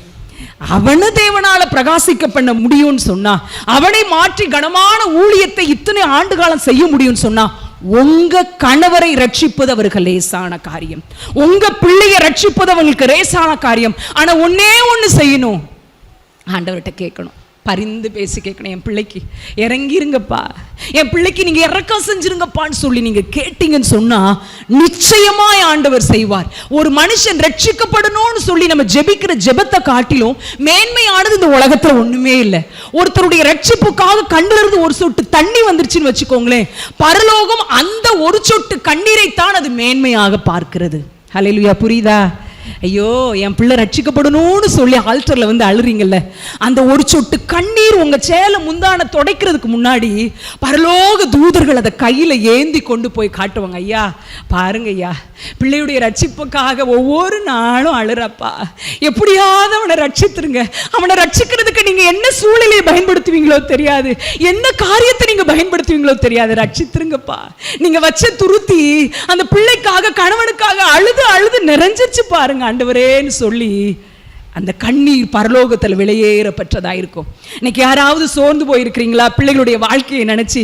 நான் சொல்லுகிறேங்க, தேவ சமூகத்திலிருந்து இன்றையிலிருந்து உங்க பிள்ளைக்காக நீங்க ஜெபித்து பாருங்க, தேவன் அற்புதத்தை செய்கிறதை நீங்க பார்க்க முடியும். ஹல்லேலூயா. முதல் வீடு, தேவன் நம்முடைய வீடு எப்படிப்பட்ட வீடாக இருக்க வேண்டும் என்று ஆசைப்படுகிறார். என் வீடு இயேசுவின் இரத்தம் பூசப்பட்ட ஒரு வீடாக இருக்க வேண்டும். ஹல்லேலூயா. இரண்டாவது, ஆண்டவர் நம்மிடத்துல எப்படிப்பட்ட ஒரு வீடை எதிர்பார்க்காங்க அப்படின்னு சொன்னா, என் வீடு ஒரு ஆசீர்வதிக்கப்பட்ட வீடாக இருக்கணும். எப்படி என் வீடு ஆசீர்வதிக்கப்பட முடியும்? என் பிள்ளைங்க ஐடி ஃபீல்ட்ல வேலை செஞ்சா 2 மாடி வீடு கட்டிடுவோம், ஒரு கார் வாங்கிடுவோம், எல்லாமே வீட்டில் இருக்கும், அப்பதானே அது ஆசீர்வதிக்கப்பட்ட வீடு. எப்படி என் வீடு ஆசீர்வதிக்கப்பட முடியும் அப்படின்னு சொல்லி யோசிச்சா, ஆண்டவர் அழகா ஒரு ஆசீர்வதிக்கப்பட்ட வீட்டை அந்த வீட்டு ஹவுஸ் ஓனரோட பேரை எழுதி போட்டிருக்கிறாங்க. அவங்க யார் அப்படின்னு சொன்னா, வசனத்தை குறிச்சுக்கோங்க. 2 சாமுவேல் 6ஆம் அதிகாரம் 12வது வசனம். தேவனுடைய பெட்டியின் நிமித்தம் கர்த்தர் ஓபேத் ஏதோமின் வீட்டை அவனுக்கு உண்டான எல்லாவற்றையும் ஆசீர்வதித்தார். ஹல்லேலூயா. இந்த ஓபேத் ஏதோம்ங்கிற பேர்ல நம்ம பேரை போட்டு நம்ம என்ன செஞ்சிட வேண்டியதான், வாஸ்திர வேண்டியதான். தேவனுடைய பெட்டியின் நிமித்தம். இந்த சம்பவம் நமக்கு நல்லா தெரியும் அப்படின்னு சொல்லி நினைக்கிறேன். தேவனுடைய பெட்டி யுத்தம் என்று வரும்போது, இஸ்ரவேல் ஜனங்களுக்கு எதிராக நாடுகள் கோத்திரங்கள் எழும்பி நிற்கும் போது ஆண்டவர் என்ன சொல்லியிருப்பாங்க, நீ யுத்தத்துக்கு போகும்போது என்னுடைய உடன்படிக்கை பெட்டி நீ தூக்கிட்டு போகணும், அது முன்னாடி போகணும் அப்படின்னு சொல்லியிருப்பாங்க. ஏலியினுடைய காலத்துல உடன்படிக்கை பெட்டி பிடிக்கப்பட்டு போயிற்று அப்படின்னு சொல்லி நம்ம அறிவோம். அப்போ ஏலியின் 2 பிள்ளைகளும் அந்த நாள்ல இறக்குறாங்க. அப்போ ஏலி இந்த செய்தியை கேட்ட உடனே அப்படியே பின்னாடி விழுறாரு, கழுத்து எலும்பு உடைஞ்சு இறந்து போறாரு. அப்படி வாசிக்கிறோம். அப்ப அந்த உடன்படிக்கை பெட்டி அது என்ன செய்யுது, பிடிக்கப்பட்டு போயிருது. அடுத்த சில சூழ்நிலையில யார் வீட்டுல வந்து இருக்குது, 3 மாசம் யார் வீட்டுல இருக்குன்னா ஓபேத் ஏதோமுடைய வீட்டுல இருக்குது. அந்த 3 மாசமும் ஓபேத் ஏதோமுடைய வீட்டையும் அவனுக்கு உண்டான எல்லாவற்றையும் ஆண்டவர் ஆசீர்வதிக்கிறாராம். உடன்படிக்கை பெட்டி. இன்னைக்கு என் வீடு ஆசீர்வதிக்கப்படணும்னு எனக்கு ஆசை தான். இந்த நம்ம தூத்துக்குடியில் இருக்கிற இந்த சின்ன கிராமத்தில் இருக்கிற என் வீடு ஆசீர்வதிக்கப்படணும்னு எனக்கு ஆசை. நான் உடன்படிக்கை பெட்டியை எப்படி நான் கொண்டு வந்து எங்க வீட்டில் வைக்க? உடன்படிக்கை பெட்டினா என்னன்னா, உடன்படிக்கை பெட்டி அப்படிங்கிறது எதை குறிக்கிறது? தேவ பிரசன்னத்தை குறிக்கிறது. ஹல்லேலூயா. எந்த வீட்டிலெல்லாம் தேவ பிரசன்னம் எங்கெங்க வரும்? ஜெபிக்கிற வீட்டில் என்ன இருக்கும்? தேவ பிரசன்னம் இருக்கும். அப்போ எந்தெந்த வீடெல்லாம் ஜெபிக்கிற வீடா இருக்குதோ அந்த வீட்டையும் அந்த வீட்டில் உள்ள எல்லாவற்றையும் தேவன் ஆசீர்வதிக்கிறார். ஹல்லேலூயா. அந்த உடன்படிக்கை பெட்டிக்குள்ளாக 3 காரியம் இருந்துச்சு. என்னெல்லாம் இருந்துச்சு? ஒன்று, 10 கற்பனைகளை விரல்னால எழுதின அந்த கற்பலகை அந்த உடன்படிக்கை பெட்டிக்குள்ள இருந்துச்சு. அது இன்றைக்கு நம்முடைய குடும்பத்துக்கு என்னதை கற்றுக் கொடுக்கிறது அப்படின்னு சொன்னா, அந்த கற்பலைகள் வேத வசனம். வார்த்தைக்கு முதலிடம் கொடுக்கிற வீடு ஆசீர்வதிக்கப்பட்ட வீடு. ஹல்லேலூயா. வேத வசனத்திற்கு முதலிடம் கொடுக்கிற வீடு ஆசீர்வதிக்கப்பட்ட வீடு. ஞாயிற்றுக்கிழமை மட்டும் நம்ம தூசியை தட்டி நம்ம பைபிளை எடுத்துட்டு வர்றது இல்ல, அப்ப மட்டும் என்ன வசனம் சொல்றாங்கன்னு சொல்லி திறக்கிறதுக்காக அல்ல, ஒவ்வொரு நாளும் வேதத்தை வாசிக்கிற வீடா இருக்கணும். வாசிக்கிறது மாத்திரம் இல்ல, அந்த வசனத்திற்கு நடுங்குகிறவர்களா இருக்கணும். அந்த நடுங்குகிறவர்களா மாத்திரம் இல்ல, அந்த வசனத்தின்படி அதை முதலிடம் கொடுத்து வசனத்தின்படி நம்முடைய குடும்பத்தை நடத்துகிறவர்களா இருக்க வேண்டும். ஹல்லேலூயா. அந்த உடன்படிக்கை பெட்டி இருந்த வீடு ஆசீர்வதிக்கப்பட காரணம் தேவ பிரசன்னம் அங்கு இருந்தது. அங்க வார்த்தைக்கு முதலிடம் கொடுக்கிற ஒரு காரியம். அடுத்தது, பொற்பாத்திரத்துல மண்ணா வைக்கப்பட்டிருந்த பொற்பாத்திரம் அந்த உடன்படிக்கை பெட்டிக்குள்ள இருந்துச்சு. அப்படின்னா என்ன? அந்த மண்ணா எங்க உள்ளது அப்படின்னு சொன்னா, 40 வருஷ காலம் ஆண்டவர் இஸ்ரவேல் ஜனங்களை சமைக்கல, பாத்திரங்கள் விட, வெங்காயம் வெட்டல, தக்காளியை நறுக்கி வதக்கல, கடுகு பொரிய விடல, சூப்பரா தேனிட்ட பணியாரம் போல ஒரு சாப்பாடை ஆண்டவர் கொடுக்கிறார். 1 நாள் 2 நாள் இல்லைங்க, எத்தனை நாள்? 40 வருஷம் கொடுக்கிற அந்த மன்னாவை ஆண்டவர் அந்த பெட்டிக்குள்ள வச்சிருக்கிறார். எதற்காக அந்த மன்னா வைக்கப்படணும் அப்படின்னு சொன்னா, அந்த மன்னா அந்த குடும்பத்துக்கு நமக்கு சொல்லி தருகிற காரியம் என்னன்னா, விசுவாசத்தை கற்றுக் கொடுக்கிறது. எப்பா, உன்னை 40 வருஷ கால அளவு நான் உன்னை நடத்திட்டு வந்துட்டேன். வனாந்தரத்தில் உனக்கு இப்படிப்பட்ட தேனிட்ட பணியாரம் போல ஒரு அப்பத்தை கொடுத்தேன், உனக்கு மன்னாவை கொடுத்தேன். இனியும் நான் உன்னை நடத்த வல்லமையுள்ள தேவன். உன் குறைவை நினைச்சு, உன் எதிர்காலத்தை நினைச்சு, உன் பிள்ளையுடைய எதிர்காலத்தை நினைச்சு நீ விசுவாசத்தை இழந்துராத, நம்பிக்கையை இழந்துராத. அதை நினைப்பூட்டும்படிதான் இந்த பொற்பாத்திரத்திலே இந்த மன்னா என்ன செய்யப்படுது? வைக்கப்படுது. இன்னொரு காரியத்தை அதை நமக்கு நினைவுபடுத்துது. என்ன காரியம்னா, நீ பின்னாடி திரும்பி பாரு. 40 வருஷம் நான் உன்னை நடத்தி வந்த பாதையை நீ திரும்பி பாரு. அந்த மண்ணா உனக்கு விழுந்துச்சுல, எதற்காக இதை நினைப்பூட்டும்படி நான் வச்சிருக்கிறேன். உன்னை நடத்தி வந்த பாதையை நினைச்சு பாரு, இல்லாட்ட நீ மறந்துடுவ. மண்ணா அதை பார்த்தோன்னே, ஆமா இல்ல, ஆண்டவர் நம்மளை நடத்திட்டு வந்தார்ல, 40 வருஷம் நமக்கு இந்த சாப்பாடை கொடுத்தாருல. நிறைய நேரத்தில் பெண்களாகிய நாம் அன்னைக்கு இருக்கிற சூழ்நிலையை பார்த்து விசுவாசமே இல்லாதது போல முக்கில் உளுந்து உட்கார்ந்து அழ ஆரம்பிச்சிருவோம். இல்லை, போட்ட திருவள்ளுவர் கொண்டே கூட அன்னைக்கு என்ன செய்ய மாட்டோம்? கலத்தவே மாட்டோம். போட்ட அந்த அழுக்கு நைட்டி தான். என்னக்கா ஒரு மாதிரி இருக்கிறீங்களே, ஏன்க்கா கேட்குறிய? உலகமே இடிஞ்சு ஏன் தலையில விழுந்த மாதிரியும், அதில் என் கொண்டை மட்டும் தப்புன மாதிரியும், அப்படி ஒரு கோலத்தில் நம்ம என்ன செய்வோம்? இருப்போம். ஆண்டவர் சொல்றாரு, கடந்து வந்த பாதையெல்லாம் நான் உன்னை நடத்தினேன். இல்லை, எத்தனை வருஷம் உன்னை நடத்தினேம்மா, உன்னை எவ்வளோ அழகா நடத்தினேன், உனக்கு திருமணத்தில் எவ்வளோ உதவி செஞ்சேன், யாரும் உனக்கு மாப்பிள்ளை பாப்பா நினைச்சிட்டு இருக்கும்போது நான் செஞ்சேனேப்பா, உனக்குரிய எல்லா காரியத்தையும் நான் நடத்தி வச்சேனே, எத்தனையோ பேர் பிள்ளை இல்லாமல் இருக்கும்போது உனக்கு கற்பத்தின் கனியை கொடுத்தேனே, வீடை கொடுத்தேனே, உணவை கொடுத்தேனே, எல்லாத்தையும் கொடுத்தேனே. அதை நினைச்சு பாரு. ஈஸியாக நம்ம முறுமுறுத்துருவோம். எதுக்காகனா, ஒரு காரியம் இல்லைனாலும் முறுமுறுத்துக்கிட்டே இருக்கிறதா நம்ம வேலை. ஒரு நாள் இட்லி சப்பி போயிருச்சு அப்படின்னு சொன்னால் நம்ம உளுந்த கொஞ்சம் கூட போட்டிருப்போம், ஆனால் அதை ஒத்துக்கிட மாட்டோம். அவன் வீட்டுக்கார் சாப்பிடும்போது, என்னம்மா இட்லி இப்படி இருக்குது, சப்பி போய், நீங்கள் வாங்கிட்டு வந்து உளுந்து சரியில்லை, அல்லது நீங்கள் வாங்கிட்டு வந்து அரிசி சரியில்லை சொல்கிறோமா இல்லையா? சின்ன சின்ன காரியத்துக்கு கோரம் முறுமுறுக்கிறோம். ஆனால் உண்மை என்னன்னா, உங்களையும் என்னையும் ஆண்டவர் நடத்தி வந்திருக்கிற வழிகளை நினைச்சோன்னா நன்றி சொல்லாமல் இருக்கவே முடியாதுங்க. நன்றி சொல்லாமல் இருக்கவே முடியாது. நேற்று என்னோட சொந்த அக்கா எனக்கு ஃபோன் பண்ணா, ஜெப குறிப்பாக சொன்னா, என்னுடைய அக்கா பையனுக்கு 15 வயசில் கிட்னி ஃபெயிலியர் ஆயிடுச்சு. அந்த கிட்னி 15 வயசில் ஃபெயிலியர் ஆகி 15 வருஷம் அவளுடைய கிட்னியை வச்சு, அக்காவுடைய கிட்னியை வச்சு நல்லா இருந்தான். இப்போது அந்த கிட்னி செயலிழந்துருச்சு. இப்போ அவனுக்கு டயாலிசிஸ், ரத்தத்தை சுத்திகரிக்கிற ஒரு வாரத்துக்கு 2 முறை சுத்திகரித்து கொண்டே இருக்கிறாங்க. மதியானம் ஆஸ்பத்திரிக்கு போனால் 6 மணி நேரம் உடம்புக்குள்ளே இருக்கிற ரத்தம் எல்லாம் பக்கத்தில் இருக்கிற மிஷினுக்குள்ளே போகும். அதில் இருக்கிற தேவையில்லாத காரியங்கள்லாம் எடுத்துகிட்டு சுத்தப்படுத்தி உடம்புக்குள்ளே வரும். அந்த உடம்பு தொட்டா நெருப்பு மாதிரி கொதிக்கும். இப்படிப்பட்ட ஒரு சரீர பலவீனத்தோடு தன் பிள்ளையை வச்சிட்டு இருக்கிறான். அப்போது டாக்டர் சொல்லியிருக்கிற காரியம், ஒரு நாளைக்கு 800 ml தண்ணி தான் குடிக்கணும். 800 ml காஃபி, டீ அடங்கும், தண்ணி அடங்கும், சாம்பார் அடங்கும், என்னென்ன காரியம், வெள்ளரிக்காய் சாப்பிட்டா கூட அதில் தண்ணி சத்து இருக்கு, அதுவும் அடங்கி தான் 800 ml தண்ணி தான் குடிக்கணும். அவள் சொல்கிறா, பாப்பா ரொம்ப வெயிலாக இருக்கிறதுனால வீட்டில் அந்த கரண்ட்டும் சரியாக வராமல் ஏசியும் ஒர்க் ஆகலை, வெயிலாக இருக்கிறதுனால தண்ணி அவனுக்கு ரொம்ப தாகமாக எடுக்குது, தண்ணியை குடித்தோன்னா அடுத்த வாரத்துக்கு 3 நாள் டயாலிசிஸ் பண்ணுறதாயிரும், அதனால் வாய்க்குள்ளே கொஞ்சம் நேரம் தண்ணியை வச்சுட்டு கொப்பளிச்சு துப்பிடுறான் அப்படின்னு சொல்லிட்டு அழுதா. யோசிச்சு பாருங்களேன், இன்னைக்கு அளவு தண்ணி குடிக்கிற மாதிரி இங்கே யாராவது நம்ம இருக்கிறோமா? யாராவது இருக்கிறோமாங்க? வாரத்துக்கு 2 நாள் ஆஸ்பத்திரிக்கு போற மாதிரி யாராவது இருக்கிறோமா? நம்ம உடம்புல 3 ஊசியை குத்தி ரத்தத்தை வெளியெடுத்து சுத்திகரிக்கிற மாதிரி யாராவது இருக்கிறோமா? எத்தனை நன்மைங்க ஆண்டவர் நமக்கு செஞ்சிருக்காரு, எத்தனை நன்மை செஞ்சிருக்கிறாருங்க. நம்ம பிள்ளைங்களை தேவன் ஆரோக்கியமா வச்சிருக்கிறாரு. என்ன நினைச்சாலும் சாப்பிட முடியுதே. ஆனா ஒரு வியாதின்னு வந்துட்டா இதை சாப்பிடாத அதை சாப்பிடாத. நம்ம ஒரு வெயில்ல போயிட்டு வந்த உடனே மடமடன்னு செம்பு செம்பா தண்ணி குடிக்கிறோம்ங்க. அளந்து அளந்து குடிக்கிற நிலையில நம்ம தேசத்துல எத்தனையோ பேர் உண்டு. உங்களை என்னை ஆண்டவர் குறைவா வச்சிருக்கிறாரா? குறைவா வச்சிருக்கிறாரா? ஒரு குறை கூட ஆண்டவர் வைக்கலங்க. நல்ல சாப்பிடுறதுக்கு எதை நினைச்சாலும் சாப்பிட முடியும். ஜூஸ் தந்தா ஜூஸை குடிக்க முடியும், டீ தந்தா டீயை குடிக்க முடியும். எல்லா அற்புதங்களையும் நம்ம நடத்தி வந்திருக்கிறாரே. நான் எத்தனை அந்த வார்த்தை அந்த காரியத்தை நினைச்சு நான் நன்றி சொல்லியிருக்கேன். முறுமுறுத்துட்டே இருக்கோமோ, உளுந்து சரியில்லை, பிள்ளை சரியில்லை, வீட்டுக்கார் சரியில்லை, தண்ணி வரல, கரண்ட் சரியா வரல, இந்த ரூம்ல தண்ணி ஒழுங்கா போக மாட்டேங்குது, இந்த பாத்ரூம்ல இவங்க வந்து இதை வாங்கிட்டாங்க, உங்க நாத்த உங்க தங்கச்சி இப்படி சொல்லிட்டா, உங்க அக்கா இப்படி சொல்லிட்டா. சின்ன சின்ன காரியத்தையும் வைத்து நம்ம குடும்பத்தின் சமாதானத்தையே இழந்து கொண்டிருக்கிறோமோ? எவ்வளோ பெரிய பெரிய காரியங்களை ஈவா இரக்கமாய் ஆண்டவர் தந்திருக்கிறார்.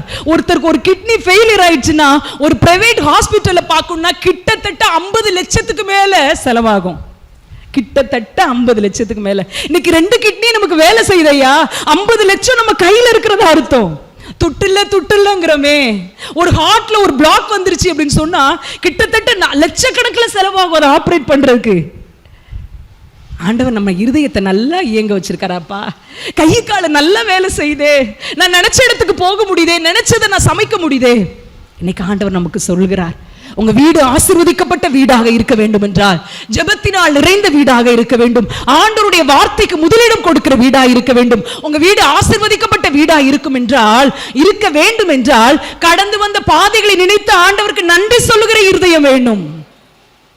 நாளைக்கு என்ன நடக்குமோங்கிற பயப்படுகிற இருதயம் இருக்க கூடாது. இத்தனை வருஷம் உனக்கு மன்னாவை கொடுத்தேனே, இனியும் நான் கொடுப்பேன். உன்னுடைய நித்திய ஜீவ கரையில சேர்க்கிற வரைக்கும் உன்னை நடத்துவேன். வயசாயிட்டா யார் கவனிப்பாங்க? வயசாயிட்டா என்ன கவனிக்கிறதுக்கு யார் இருக்கிறா நினைக்கிறீங்களா? இத்தனை வருஷம் உங்களை யார் கவனிச்சாங்க? ஆண்டவர் தானே கவனிச்சாரு, இனியும் அவர் கவனிப்பார். விசுவாசிக்கிறவங்க ஹல்லேலூயா சொல்லலாமா? ஹல்லேலூயா, ஹல்லேலூயா. தேவனை நம்பி வாழுகிற வாழ்க்கை தாயா கிறிஸ்தவ வாழ்க்கை. சோர்ந்து போய் கவலைப்பட்டு முறுமுறுத்து முக்களை உட்கார்ற வாழ்க்கை அல்ல. ஹல்லேலூயா. இன்னொரு காரியம், உடன்படிக்கை பெட்டிக்குள்ள என்ன இருந்துச்சு? ஆரோனின் துளிர்த்த கோல். அது எதுக்கு அடையாளமா இருக்கு? அதையே ஆண்டவர் அவ்வளோ விலையேற பெற்றதா ஒரு அந்த உடன்படிக்கை பெட்டிக்குள்ள வைக்கணும் அப்படின்னு சொல்லி யோசித்து பார்த்தா அது எதற்காக ஆரோனின் தோல் துளிர்க்குச்சு அப்படின்னு சொல்லி பிளாஷ்பேக்கை திரும்பி பார்த்தா நமக்கு தெரியும். மோசேக்கும் ஆரோனுக்கு முன்பதாக கோராகின் கூட்டத்தாரெல்லாம் எழுப்பி நிற்கிறாங்க. என்ன இவர் மட்டும்தான் தலைவராக இருக்க முடியுமா? இவர் மட்டும்தான் முன்னின்று எங்களை நடத்தணுமா? எங்களுக்கு அதிகாரம் இல்லையா? நாங்களும் பெரிய ஆட்கள் தானே, நாங்களும் மூப்பர்கள் தானே சொல்லி 250 பேர் கூட்டமா கோராகின் கூட்டம் வந்து நிக்குது. அப்போ ஆண்டவர் மோசே சொல்றாரு, சரிப்பா 12 கோத்திரத்தில் இருக்கிற கோலையும் தூக்கிட்டு வந்து வைங்க, யாரை ஆண்டவர் அங்கீகரிக்கிறாரோ அந்த கோல் துளிர்க்கும் அப்படின்னு சொல்றாரு. மறுநாள் யாருடைய கோல் துளிர்த்துச்சு? ஆரோனின் துளிர்த்த கோல். ஏன் உடன்படிக்கை பெட்டிக்குள்ளாக அது இருக்கிறது? அந்த உடன்படிக்கை பெட்டி அந்த ஓபேத் ஏதோமின் வீட்டில் இருக்கும்போது ஏன் அவர் வீடு ஆசீர்வதிக்கப்படுகிறது? அந்த ஆரோனின் கோல் எதை குறிக்கிறது என்றால் தலைமைத்துவத்துக்கு கீழ்ப்படுகிற ஒரு இருதயம் வேண்டும் என்று குறிக்கிறது. ஏன் ஆரோனின் கோல் துளிர்த்துச்சு? கோராக நானும் லீடரா இருப்பேன் அப்படின்னு சொன்னார். உங்க லீடர்ஷிப் எல்லாம் எங்களால் அங்கீகரிக்க முடியாது. என்ன மோசஸ் ஆரோன் மட்டும் தான் இருக்க முடியுமா? தலைமைத்துவத்துக்கு நீ கீழ்ப்படி என்பதை குறிப்பதற்காக ஆரோனின் கோல் துளிர்த்ததை போல ஒரு குடும்பம் ஆசீர்வதிக்கப்பட வேண்டும் என்றால் நமக்கு தலையாயிருக்கிற நம்முடைய கணவருக்கு கீழ்ப்படுகிறவர்களாய் நாம் இருக்க வேண்டும். ரொம்ப ரொம்ப கஷ்டங்க. ரொம்ப ஒரு அக்கா ஒரு 2 நாளைக்கு முன்னாடி ஃபோன் பண்ணியிருந்தாங்க. என்னக்கா கீழ்ப்படுகிறதாங்க ரொம்ப ரொம்ப கஷ்டமா இருக்குதுக்கா அப்படின்னு சொன்னாங்க. இல்லை, இன்னைக்கு பெண்களும் ஆண்களுக்கு இணையே என்ன செய்கிறோம்? சம்பாதிக்கிறோம். ஆண்களுக்கு இணைய 2 வீலர் சும்மா பறத்திட்டு போறோம். ஆண்களுக்கு இணைய கையில காசு இருக்குது, பெலன் இருக்குது, பிளான் இருக்குது. நமக்கும் போன்ல எல்லாமே ஜிபே என்ன பே இருந்தாலும் செலக்ட் பண்ண தெரியுது. எந்த ஆப்புக்குள்ளேயும் போய் எதையுமே சாதிக்க முடியுது. அப்போ இந்த கீழ்ப்படிதல் அப்படிங்கிறது ரொம்ப குறைந்து வருகிற காலத்துல நம்ம இருக்கிறோம். ஆண்டவர் நமக்கு சொல்றாங்க, உங்க கணவர் உங்களை விட ஆவிக்குரிய வாழ்க்கையில குறை உள்ளவங்களா இருக்கலாம், உங்களை விட படிப்புல குறைந்தவர்களா இருக்கலாம், உங்களை விட திறமையா வீட்டை மேனேஜ் பண்றதுல குறை உள்ளவர்களா இருக்கலாம். ஆனா நான் உனக்கு தலையாக வைத்திருக்கிற கணவனுக்கு கீழ்ப்படி. கணவனுக்கு கீழ்ப்படுகிற பெண் இருக்கிற வீடு ஆசீர்வதிக்கப்பட்ட வீடு. ஹல்லேலூயா, ஹல்லேலூயா. இப்படி ஒரு பெண் கீழ்ப்படிந்தாங்க. அவங்க தான் இயேசுவின் தாயாகிய மரியாள். மரியாளால எப்படி கீழ்ப்படிய முடிஞ்சிச்சு? நிறைமாத கற்பிணியா இருக்கிறாங்க. எங்க போகணும்னு சொல்றாங்க?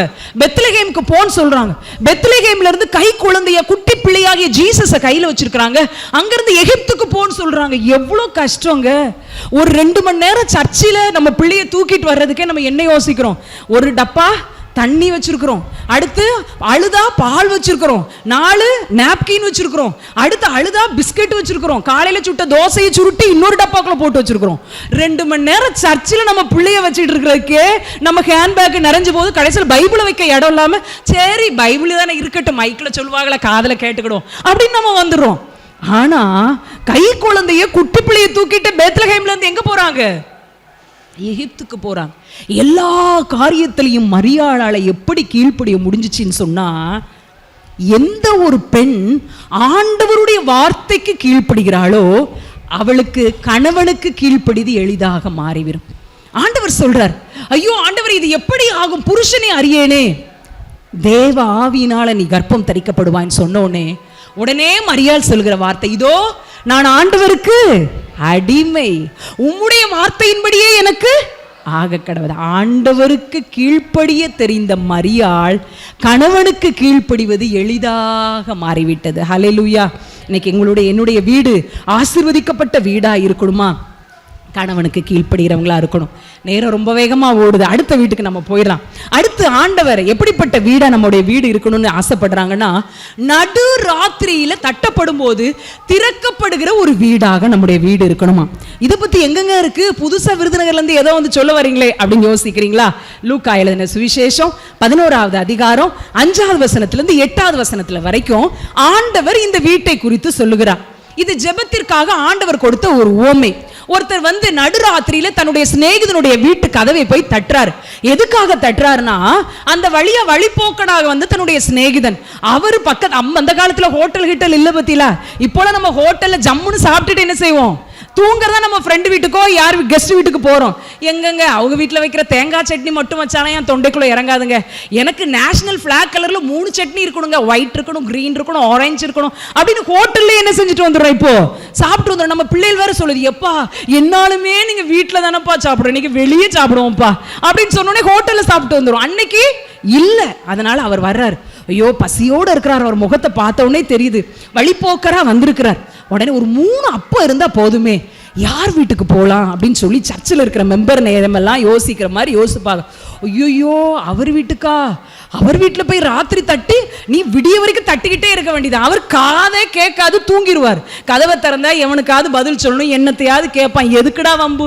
மெயினா கடன் கேட்க வந்திருப்பான். வேண்டாப்பா, இல்ல உடம்பு சரியில்லை வயிற்ற வலிக்குன்னு வந்திருப்பான். நம்ம கார்ல கூட்டிட்டு போகணும், எதுக்கு வம்புன்னு அயர்ந்து நித்திரையில இருக்கிறோம்னு காலையில சொல்லி விடுவோம் அப்படின்னு தூங்கி இருக்கலாம். இவர் யோசி பார்க்கார், எந்த வீட்டை தட்டலாம், எந்த வீடு நடுராத்திரியிலும் திறக்கப்படுகிற ஒரு உள்ளத்தை உள்ள வீடா இருக்குன்னு சொல்லி ஒரு ஃப்ரெண்டு வீட்டுக்கு போய் கதவை தட்டுறார்.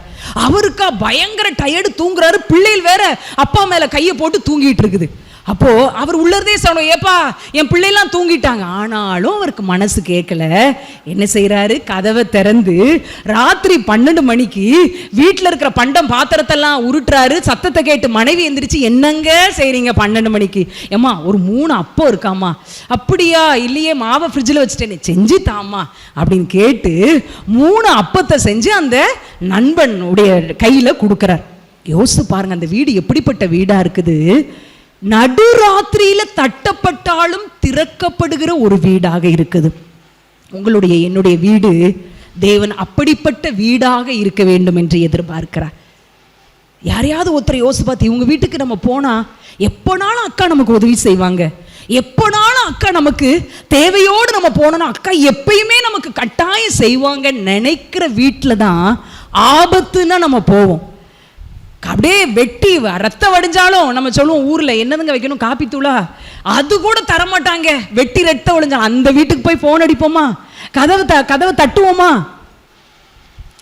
நம்முடைய சபையில் ஒரு விசுவாசி ரொம்ப வேதனையோட பலவீனத்தோடு இருக்கிறாங்க, தேவையோடு இருக்கிறாங்க, பிரச்சனையோடு இருக்கிறாங்க. நடு ராத்திரியில் என் வீட்டை வந்து அந்த விசுவாசி தட்ட முடியுமா? அப்படிப்பட்ட திறக்கக்கூடிய இருதயம் எனக்கு இருக்கிறதா? ஆண்டவர் கேட்கிறார். உன் வீட்டை தட்ட முடியுமா மகளே? பக்கத்தில் இருக்கிறவங்க தட்டினா கூட நீ திறப்பியா? நடுராத்திரியிலையும் நீ செய்வியா?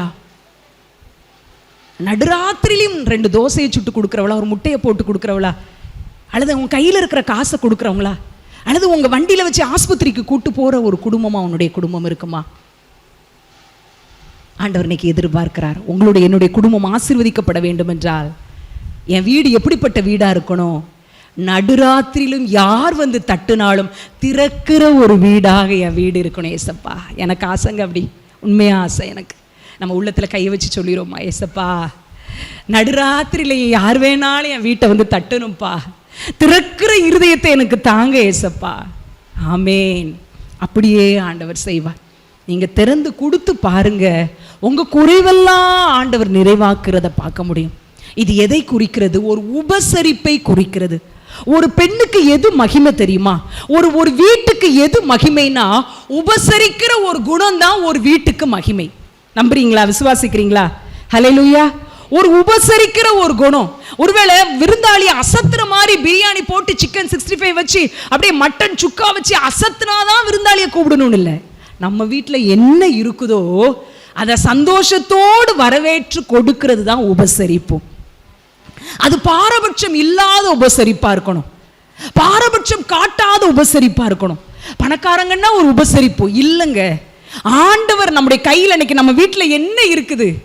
எனக்கு ஒரு சகோதரியை தெரியும். அவங்க வீட்டில் ஒருத்தங்க ஏதோ ஒரு காரியத்துக்காக அவங்க வண்டி சாவியை கொடுக்க வருவாங்க. ஏதோ ஒரு காரியத்துக்காக அவங்க பார்த்த உடனே இன்னைக்கு உங்களுக்கு என்ன கொடுக்கலாம், நம்மகிட்ட அது இருக்கா, இதை கொடுப்போமா அப்படின்னு யோசிப்பேன்னு சொல்லி அந்த அக்கா என்கிட்ட சொல்லியிருக்கிறாங்க. அப்படி எதையாவது கொடுத்துட மாட்டாமா? ஒரு சந்தோஷம் வந்துடாதா? அந்த பால்கோ வாங்கினாலும் ஒரு சந்தோஷத்தோட ஒரு நாக்கில் இனிப்பு வரைக்கிற வரைக்கும் ஒரு மகிழ்ச்சி வந்துடாதா? ஏதாவது ஒரு சில நிமிடம் என் கூட இருக்கிறவங்களை நான் மகிழ்ச்சி ஆக்கிட மாட்டேனா?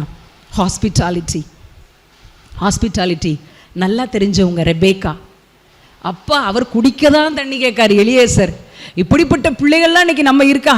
அந்த பிள்ளைக்கு குடிக்கிறதுக்கு நம்மகிட்ட தண்ணி கேட்குது. இப்போ ஏம்மா நான் டிவி பார்த்துக்கிட்டு இருக்கேன், தண்ணி கொண்டாங்க, எப்படி வந்து மோந்து குடி. இல்லைம்மா இப்போதான் முக்கியமான டோரிமான்னு சொல்ல போறான் என்னவோ அப்படிங்கிறாங்க. இல்லட்டேம்மா விற்குது, நீ வந்து குடி. அம்மா இன்னைக்கு ஒரு நாள் தண்ணி தந்துருங்க நம்ம பிள்ளைகள் கேட்குது.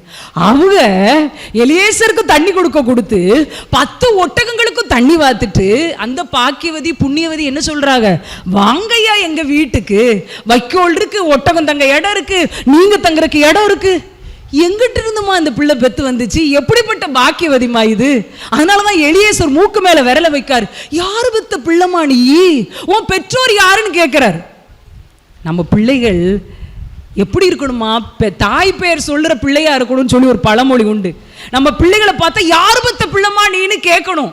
எலியேசர் கேட்கிறார், இப்படி சுறுசுறுப்பா இருக்கியம்மா, நான் எனக்கு தான் ஒரு செம்பு தண்ணி கேட்டேன், நீ எங்க ஒட்டகத்துக்கே வார்த்து கொடுக்கிறியே, ஒன்னு பெத்தவங்க யாருமா?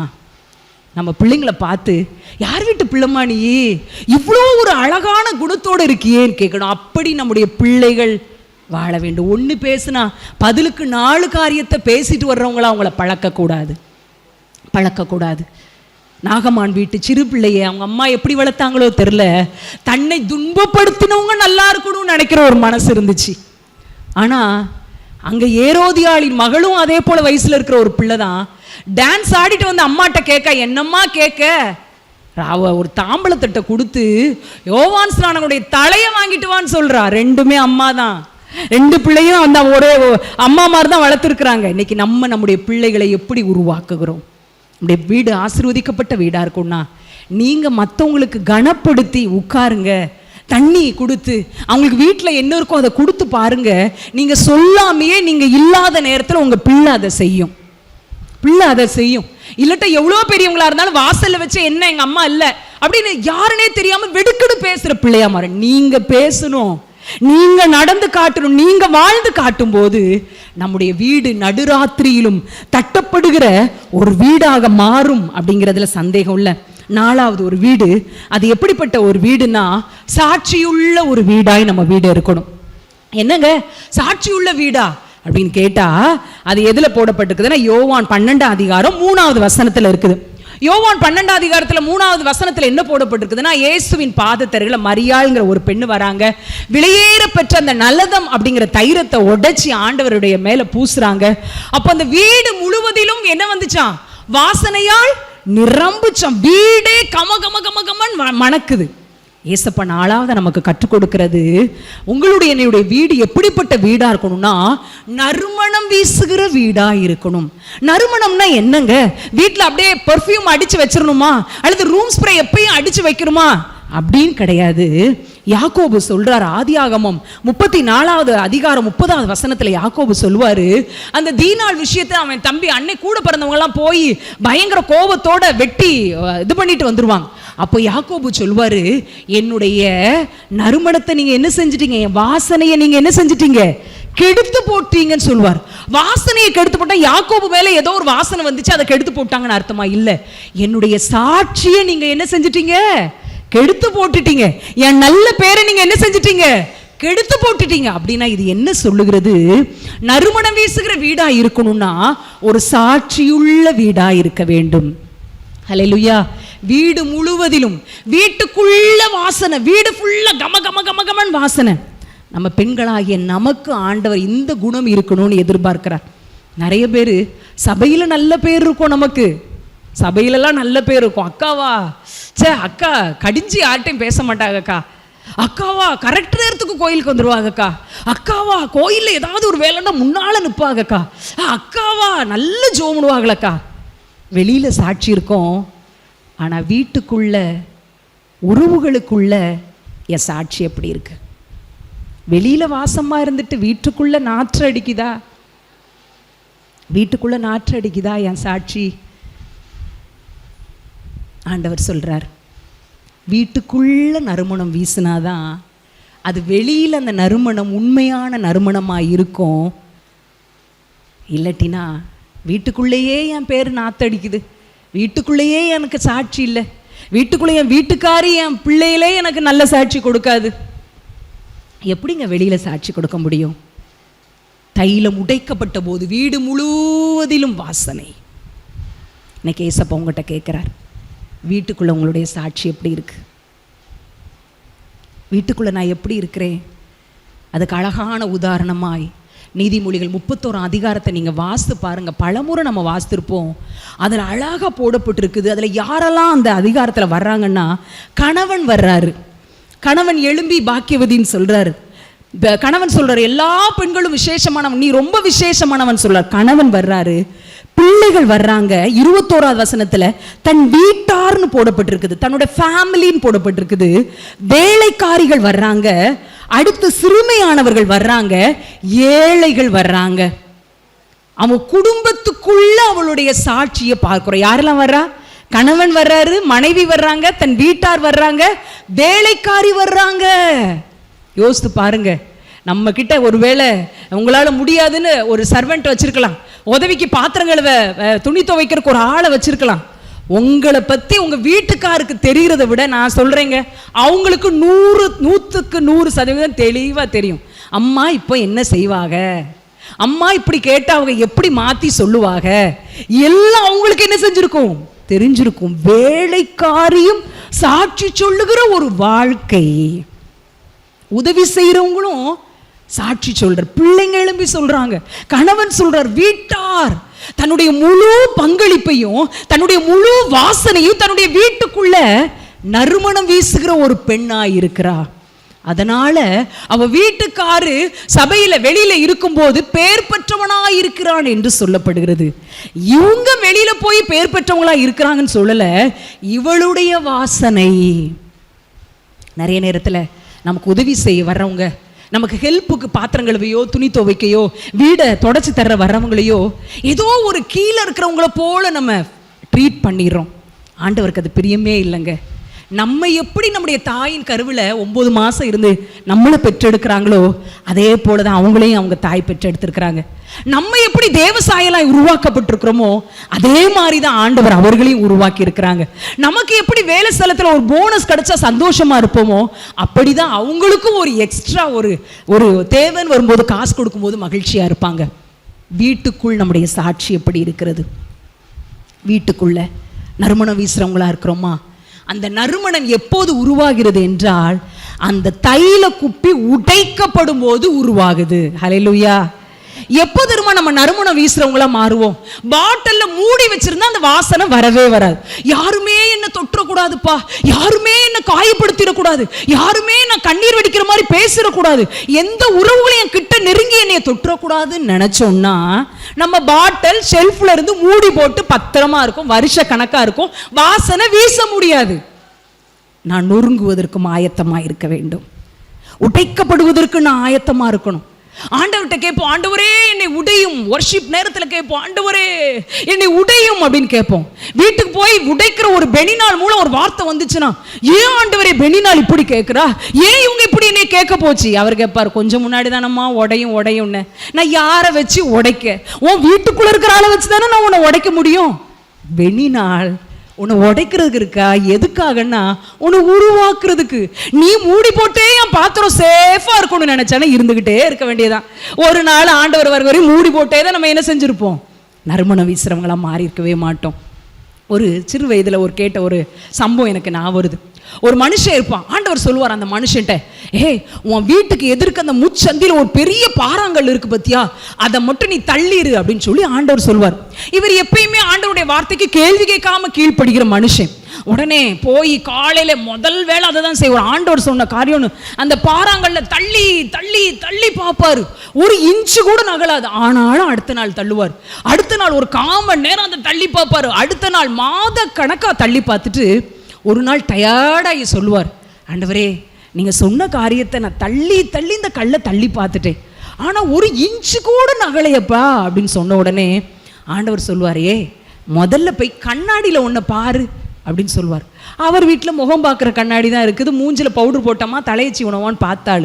இனி ஆண்டவர் பெரிய கண்ணாடியில் பார்க்க சொல்கிறாரே அப்படின்னு சொல்லிட்டு பக்கத்தில் இருக்கிற கடையில், ஒரு சலூன் கடையில் ஒரு பெரிய கண்ணாடி போய் பார்த்தா ஆண்டவர் சொல்கிறார், உன் உடம்ப பாரு, எப்படி மசில்லாம் எவ்வளோ ஸ்ட்ராங்காக பில்ட் ஆகிருக்கு பாரு, 6 பேக் மாதிரி உனக்கு வந்திருக்குது பாரு, மடிப்பு மடிப்பாக இருக்குது பார்த்தியா? ஆமாம் இல்லை. ஆண்டவர் சொன்னாரா, அந்த கல்லை நகட்டுறதுக்காக நான் உனக்கு அந்த வேலையை கொடுக்கல, ஒன்று பலமுள்ளவனா மாற்றுறதுக்காக நான் அந்த வேலையை கொடுத்தேன் அப்படின்னு சொன்னாரா. அல்லேலூயா. நம்ம நினைக்கிறோம், ஐயோ கல்லு மாதிரி இந்த அம்மா இருக்குதே, கல்லு மாதிரி இந்த மனுஷன் இருக்கானே, இவனை மாத்துறதுக்கு நான் எவ்வளோ என்னை பணிஞ்சு போக விட்டுட்டேன், எவ்வளோ விட்டு கொடுத்துட்டேன், எவ்வளோ மன்னிச்சுட்டேன், ஒரு மாற்றம் இந்த கல்லுக்குள்ள வரலங்க, ஒண்ணுமே இல்லைங்க, அப்படியே இருக்காருங்க. கல்யாணம் கட்ட நாள்ல எப்படி இருந்தாரோ கல்லு மாதிரி இருந்தாரு, இன்னைக்கும் கல்லு மாதிரி குத்துக்கல்லு மாதிரி இருக்காருங்க. நானும் எவ்வளோங்க விட்டு கொடுப்பேன், எவ்வளோங்க அவர்கிட்ட அழுது பேசுவேன். அவர் சொல்லுவார், அம்மா கண்ணாடியில் போய் உன்னை பாரு, வேதங்கிற கண்ணாடியில் உன்னை பாரு, அவனை மாத்துறது அந்த கல்லை நொறுக்கிறது ஏன் வேலை, ஆனால் ஒன்றை பாரு, உன் உள்ளான சுபாவம் எவ்வளோ மாறி இருக்குன்னு பார்த்தியா? அவன் கல்லு மாதிரி இருந்ததுனால, ஐயோ என் சத்தத்தை கேட்கறக்கு ஆள் இல்லையே, ஆண்டவரே நீரே என்பலன், நீரே என் ஆறுதல், உண்மையென்று எனக்கு யாரும் இல்லைப்பான்னு என்கிட்ட நீ ஒப்படைச்சல்ல, எத்தனை நேரம் நொறுங்குன அனுபவத்துல உன் உள்ளான சுபாவம் எவ்வளவு மெருகேற்றப்பட்டிருக்குல்ல, உன் உள்ளான சுபாவத்துல எவ்வளவு கிறிஸ்துவின் குணநலனை நீ பிரதிபலிக்கிறவளா மாறி இருக்கிறல்ல. வேதங்கிற கண்ணாடியில பாரு. கல்ல நவத்துறது ஏன் வேலை, அது பிரச்சனையே கிடையாதுங்க. நீ ஒன்ன பாரு, நீ அந்த கல் இருந்ததுனால நீ எவ்வளவு ஆவிக்குரிய பலமுள்ளவளா மாறி இருக்கிற. ஹல்லேலூயா. இன்னைக்கு நீங்க யாரையாவது உங்க வீட்டுல நினைச்சுக்கிட்டு இருக்கீங்களா, ஐயோ நான் எவ்வளவு விட்டு கொடுத்துட்டேங்க, எவ்வளவு உங்களுக்கு ஜெபிச்சுட்டேங்க, ஒரு மாற்றம் இல்ல, மாறவே மாட்டாங்க. அந்த மாறாத தன்மை எதுக்குன்னா உங்கள ஆண்டவர் பலமுள்ளவர்களாய் மாற்றுவதற்கு. ஹல்லேலூயா. உங்க சுபாவத்தை கிறிஸ்துவின் சுபாவமாய் மாற்றுவதற்கு. கல்லு பிரச்சனை இல்ல, நம்ம மாறணுங்கிறதுக்காக ஆண்டவர் கொடுத்த நபர்கள். ஹல்லேலூயா. நபர் அந்த கல்லை போட்டு நாலு மிதிச்சு பிரயோஜனம் இல்லை, ஒரு இன்ச்சு நவராது. அவர் நினைச்சானா அல்லாக்கா தூக்கிடுவாரு. அதனால ஒண்ணுமே கவலைப்பட வேண்டாம். எங்கேயோ தூக்கிடுவாரு நினைச்சிடாதீங்க, மேல தூக்கிடுவாரு நினைச்சிடாதீங்க, ஒரு அசைவே கொடுத்துருவாரு. ஆனா என்னை பலன் உள்ளவனாய் மாற்றும்படி. எப்போ நான் பலன் உள்ளவனா மாறுறேன்? நொறுக்கப்படுகிற சூழ்நிலைகளை தான் என்னை வாசனை வீசுகிறவளாய் மாற்றுகிறது. 4வது வீடு என்ன பார்த்தோம்? சாட்சி உள்ள வீடு. நீங்களாம் கவனிச்சிருக்கீங்களான்னு ஒரு டெஸ்ட் வச்சுறேன். எனக்கு டீச்சர் ஆகணும்னு ஆசை, ஆக முடியாமல் போயிடுச்சு. அதனால நான் 4 பாயிண்டே உங்ககிட்ட கேட்டுறேன். முதல் பாயிண்ட் என்னது? எப்படி என் வீடு இருக்கணும்? நிலைக்கால்களில் ரத்தம் பூசப்பட்ட வீடா இருக்கணும். 2வது ஆசீர்வதிக்கப்பட்ட வீடா இருக்கணும். 3வது நடுராத்திரியிலும் தட்டப்படுகிற வீடா இருக்கணும். 4வது சாட்சியுள்ள வீடா இருக்கணும். கடைசியா சொல்லி முடிக்க போறேன். இயேசு கிறிஸ்து பயன்படுத்துகிற வீடாக என்னுடைய வீடு இருக்க வேண்டும். ஏசப்பா என் வீட்டை பயன்படுத்தணுங்க. ஏசப்பா என் வீடை பயன்படுத்தணும். ஒரு கூட்டம், ஒரு மீட்டிங் வச்சா என் வீடை தாராளமாக திறந்து கொடுக்குற வீடாக நான் இருக்கணும். என் வீடு அப்படிப்பட்ட ஒரு வீடாக மாறணும். அது யாருடைய பங்களிப்பு அதிக முக்கியம்? பெண்களுடைய பங்களிப்பு தான். நம்ம தான் அந்த வீட்டை திறந்து கொடுக்கறதுக்கு. ஞாயிற்றுக்கிழமை சாயங்காலம் இந்த மிஷினரி இயக்கத்திலேருந்து ஒரு கூட்டம்னா மத்தியானம் சாப்பிட்டுட்டு செத்த நேரம் படுப்போன்னு படுக்கையா முடியும்? இல்லை. ஐயோ பாத்ரூமை கழுவணும், அடுப்படியில் கிடக்கிற பாத்திரத்தெல்லாம் கழுவி வைக்கணும், பாய் போர்வெல்லாம் நம்ம நல்ல பெட்ஷீட்டெல்லாம் நல்லா இருக்கான்னு பார்க்கணும். ஏன்னா குட்டி பிள்ளைகளா டெய்லி யூரின் போய் சும்மா மடித்து வச்சுருப்போம். அதை அன்னைக்கு தான் காய போட்டு மடிப்போம். ஏன்னா 4 பேர் வந்து உட்காரணும்ல. பல வேலை பெண்களுக்கு தான் இருக்கும். டீ போடணும், பால் வாங்கணும், டீ தூள் இருக்கா, சீனி இருக்கா, ரேஷன் சீனி அன்னைக்கு வாங்கிட்டேனே, இவங்களுக்கு கொடுத்துட்டேனே, பல காரியம் நம்ம மைண்டுக்குள்ளே ஓடும். அப்போது இயேசு கிறிஸ்துவுக்கு தேவ ராஜ்யம் கட்டப்பட என் வீடு பயன்படுகிற வீடா இருக்கணும். என் வீடு ஆயத்தமாக்கப்பட்ட ஒரு வீடா இருக்கணும். எப்படி ஆக்கில்லா பிரிஸ்கில்லா அப்போஸ்தலனாகிய பவுலுக்கும் சபை கூடி வருகிற சபை, அவங்க வீட்டில் சபை கூடி வர்றதுக்கும் அவங்க வீட்டை திறந்து கொடுத்தாங்க. லீதியாளுடைய வீடு அப்படி இருந்துச்சு. இன்னும் மார்க்குவின் தாயாகிய மரியாளுடைய வீடும் ஒரு பிரேயர்ஸல் நடத்துறதுக்கு என்ற அவங்கள கேதர் பண்ற ஒரு வீடா இருந்துச்சு. நம்ம யோசித்து பார்ப்போம். நம்ம சாக்கு சொல்லக்கூடாது, என் வீடு ஒரே ரூம் தான். ஆனால் ஆண்டவர் ஒரு வாய்ப்பை கொடுத்தாருன்னா நீங்கள் அந்த வீடை திறந்து நீங்கள் கொடுத்து பாருங்கள். ஆண்டவர் அந்த வீட்டை ஓபேத் ஏதோமின் வீட்டை போல ஆசீர்வதிப்பார். இடங்கொள்ளாமல் போகும் மட்டும் ஆசீர்வதிப்பார். எனக்கு ஒரு நல்ல சகோதரியை தெரியும், ஆண்டவருக்காக நல்ல வைராக்கியமாக இருக்கிறவங்க. அவங்க வீட்டில் வாரந்தோறும் ஒரு 50 பேர் நடத்துகிற ஒரு மீட்டிங் வாரந்தோறும் ஞாயிற்றுக்கிழமையில் நடக்கும். அவங்கள நல்ல ஆண்டவர் ஆசீர்வச்சிருக்கார். அழகான ஒரு அப்பார்ட்மெண்ட்ஸில் ஒரு மாடுலர் கிச்சன், எல்லாமே மாடலாக இருக்கும். அவங்க வீடே அழகாக இருக்கும். ஆனால் கிராமத்தில் உள்ள பட்டிக்காட்டு மக்கள் ஒரு 50 பேர் வருவாங்க. அவங்க வீட்டில் இருக்கிற அந்த வெஸ்டர்ன் டாய்லெட்டில் எப்படி யூஸ் பண்ணணும் கூட அந்த மக்களுக்கு தெரியாது. அப்படி பாமர மக்கள் தான் அந்த வீட்டுக்கு வருவாங்க. அப்போது ஒவ்வொரு வாரமும் நடந்துட்டு முடிச்சுட்டு போன உடனே அவங்களுக்கு எப்படி இருக்குமான்னா, வெஸ்டர்ன் டாய்லெட்டில் இருக்கிற அந்த ஃப்ளஷ் அவுட் பண்ணுற அந்த நாபும் உடஞ்சிருக்குமா. பாத்ரூம் 50 பேர் போய் அதை எல்லாம் கழுவி விட்டு வீட்டு டைல்ஸே உடஞ்சி போச்சுக்கா அப்படின்னாங்க. அப்படி உடஞ்சி போயிருக்குமா. ஒரு நாள் ரொம்ப கவலையாயிட்டேன். என்னன்னா, 1.5 லட்சம் கொடுத்து வாங்கின சோஃபாவில் அங்கே வந்து ஒரு குட்டி பாப்பா பால் பாயிண்ட் பெண்ணை வச்சு கிறுக்குன்னு பிரசங்கம் முடிகிற வரைக்கும் எல்லாரும் எழுதுறாவளே நம்மளும் எழுதுவோம்னு நினச்சாலான்னு தெரியல. ஃபுல்லாக கிறுக்கி பேனாமையை தீர்த்துட்டா. அதை முடிஞ்சு போனோன்னே அவங்க இருதயம் நெஞ்சு ஹார்ட் அட்டாக்கே வந்த மாதிரி ஆச்சு. அட்டப்பாவுமே 1.5 லட்சம் ரூபா கொடுத்து வாங்கின சோஃபா, வீட்டில் டைல்ஸ் உடஞ்சிருச்சு, பாத்ரூமில் இந்த நாபு உடஞ்சி போச்சு, எல்லாம் அப்பா வாரம் இப்படி வேலையான்னு சொல்லி சலிச்சு ஒரு நாள் இரவு, ஞாயிற்றுக்கிழமை இரவு உட்காந்துருந்தாங்களாம். அப்போது நல்ல ஆண்டோடைய சத்தத்தை கேட்குறாக்கா ஏசப்பா கேட்டாங்களாம். அவங்க பேரை சொல்லி கேட்டாங்களா, உனக்கு கஷ்டமாக இருக்குல்ல, உன் வீடை வேணா நீ சுத்தமாகவே வச்சுக்கோ, உன் வீடை வேணா நீ பத்திரமாவே நீ வச்சுக்கோ, உன் வீடை வேணா நீ மட்டுமே யூஸ் பண்ணிக்கோ, இந்த ஜெபக்குழுவை நான் வேற இடத்துக்கு மாற்றிடுறேன்னு ஆண்டவர் சொன்னாரா. உள்ள உடஞ்சி போச்சான். இல்லை ஏசப்பா, என் வீட்டுக்குள்ள நீங்க இருக்கிறதுனால தான் இத்தனை ஜனங்கள் என் வீட்டை தேடி வர்றாங்கப்பா சொல்லிட்டு ஆண்டவர் சொன்னாரா, ஒரு ஹவுஸ் ஓனர் திமிர்வாதக்காரனை இறக்குறதுக்கு தன்னுடைய மேற்கூரையை பிக்கிறதுக்கு கூட ஒப்பு கொடுத்தாயா. ஒப்பு கொடுத்ததுனால தன்னோட வீடை திறந்து கொடுக்கறதுக்கு மாத்திரம் இல்ல, எலிசாவை ஏற்றுக்கொண்ட சூனேமியால போல ஒரு ரூமை கட்டுறதுக்கு மாத்திரம் இல்ல, தன்னுடைய வீடு பிக்கப்படுவதற்கும் ஆயத்தமா இருந்தாயா. அங்கதான் விடுதலை நடந்துச்சு. நீ வேணா உன் வீட்டை பத்திரமா வச்சுக்கோ, நான் வேற வீடை பார்த்து வேற வீட்டில் இந்த ஜெபக்குழுவை நடத்திக்கிறேன், நான் அங்கே போய்க்கிறேன்னு சொல்லி ஆண்டவர் சொன்னாராம். இல்லை ஆண்டவரே, என்னுடைய பார்வை அனித்தியமான பொருட்கள் மேல இருக்கு, சோஃபா மேல இருக்கு, டாய்லெட் மேல இருக்குது, இப்படி கழுவி எடுக்கணுமேங்கிற அனித்தியமான பொருள் மேல இருக்குது. ஆனா உங்க பார்வை கண்ணுக்கு தெரியாத ஆத்துமாக்கள் மேல இருக்குதுப்பா. நான் அனித்தியமான பொருளை நினைச்சு இதை நான் எதையுமே கொண்டு போறது இல்லை. என் செவுருல கீச்சா என்ன, என் சோஃபால கீச்சா என்ன, என் பாத்ரூம் அழுக்கானா என்ன ஆண்டவரே, அனித்தியமான பொருட்கள் மேல என் கண்ணை வைக்க மாட்டேன். நித்தியமா என் வீட்டுல நடக்க போகிற காரியம் நடக்கணும். என் வீட்டுல நீங்க இருந்துகிட்டே இருங்கப்பா. அந்த திமிர்வாதக்காரன் இருந்த வீட்டுல இயேசு இருந்ததுனாலதான் அத்தனை பேர் வந்தாங்க. பக்கத்துல இன்னொரு வீடு இருந்தது, அதை விட பெரிய வீடு பக்கத்துல இருந்துச்சு, அந்த வீட்டுக்கு ஆள் போகலங்க. இயேசு எந்த வீட்டில் இருக்கிறாரோ அந்த வீட்டிற்கு ஆட்கள் தேடி வரும். இன்றைக்கு உங்களுடைய என்னுடைய வீடு எப்படி இருக்குது? ஒரு பிரேயருக்கு கூப்பிடுறதுக்கு நம்மளால முடியுதா? பிரேயரை வைப்போக்கான 1000 யோசனை யோசிக்கிறோமா? அன்னைக்கு ஒரு நாள் தானே லீவு, போறோம் அன்னைக்கும் வேலை தான் செய்யணுமா? நான் ஆமாங்க, நம்ம இலைப்பாறதுக்கு ஒரு இடம் இருக்குது, ஹாயா உட்கார்றதுக்கு ஒரு இடம் இருக்குது. பரலோகத்தில் போய் ஹாயா உட்கார போறோம், ஒரு வேலை இல்லைங்க. அது வரைக்கும் சுறுசுறுப்பா ஓடுவோங்க, சுறுசுறுப்பா ஆண்டவருக்காக செயல்படுவோம். ஆண்டவருக்காக திறக்கப்பட்ட வீடு 5 வீடை பார்த்துட்டோம். ஏசப்பா அன்னைக்கு நம்மகிட்ட சொல்றாங்க, மகளே இதுல எந்த வீடா உன் வீடு இல்லை? ரட்சிப்பின் வீடா இல்லையா? ஆசீர்வதிக்கப்பட்ட வீடா இல்லையா? நடுராத்திரியில தட்டப்படுற வீடா இல்லையா? 4வது எதை பார்த்தோம்? சாட்சியுள்ள வீடா இல்லையா? நான் பயன்படுத்துறதுக்கு ஏற்ற வீடா இல்லையா? ஆண்டவர்கிட்ட ஒப்பு கொடுப்போம். உண்மையா சொல்றீங்க, நம்ம இன்னைக்கு ஏதோ இந்த ஆலயத்தில் உட்கார்ந்துருக்கதா நினைக்க வேண்டாம். ஒரு தீர்மானம் எடுக்க வேண்டிய ஒரு பள்ளத்தாக்குல ஆண்டவர் நம்மளை வச்சிருக்கிறார். ஆண்டவர் இப்படி வீடா என் வீடு இல்லை, அப்படி வீடா இருக்கிறதுக்கு நான் தான் முயற்சி செஞ்சிருக்கணும். நான் முயற்சியே செய்யலப்பா, நான் எந்த காரியத்தை செய்யல. இந்த வீடா என் வீடை மாற்றுங்கன்னு கேளுங்க, ஆண்டவர் மாற்ற வல்லமையுள்ளவர். கண்களை மூடி ஜெபிப்போமா?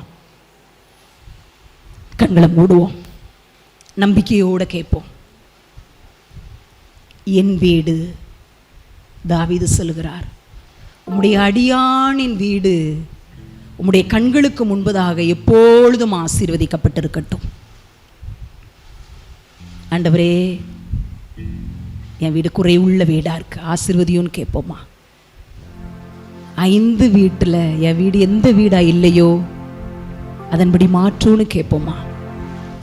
அன்பின் பிதாவே, நீர் என்னோடு எங்களோடு பேசின வார்த்தைகளுக்காக நன்றி. எங்களுடைய வீடு நீர் விரும்புகிறபடி இருக்கிற வீடாய் மாறட்டும். தேவன் பயன்படுத்துகிற வீடாய் என் வீடு மாறட்டும்னு சொல்லி என்னையும் என் குடும்பத்தையும் என் வீட்டையும் உம்முடைய கரத்துல தருகிறேன். நீங்க கொடுத்த வீடுப்பா, அது என் சொந்த வீடு நான் உரிமை பாராட்ட போவதில்லை. நீங்க கொடுத்த வீட்டுல, சொந்தமா நீங்க கொடுத்த வீட்டுல நான் ஒரு வாடகைக்கு இருக்கிறத போல உங்க சித்தத்தை நிறைவேற்றி விட எனக்கு உதவி செய்யும்னு கேட்போமா? ஆண்டவர் அப்படிப்பட்ட கிருபைகளை நமக்கு தரட்டும். அப்பா, நீங்க அப்படியே நீர் எங்களுக்கு உதவி செய்ய போறதற்காக ஸ்தோத்திரம். வந்திருக்கிற ஒவ்வொருவரையும் ஆசீர்வதிங்க, ஒவ்வொருவருடைய வீடையும் ஓபேத் ஏதோமின் வீட்டை போல ஆசீர்வதிக்கட்டும்னு சொல்லி ஆண்டவரே மனதார அந்த குடும்பத்தை வாழ்த்தி, இந்த சபையாரை வாழ்த்தி ஆசீர்வதிக்கிறேன். எல்லா ஆசீர்வாதமும் இவர்களுக்கு உண்டாகட்டும். பெரிய காரியங்களை செய்யுங்க. இயேசுவின் மூலம் ஜெபிக்கிறேன் நல்ல பிதாவே, ஆமேன், ஆமேன்.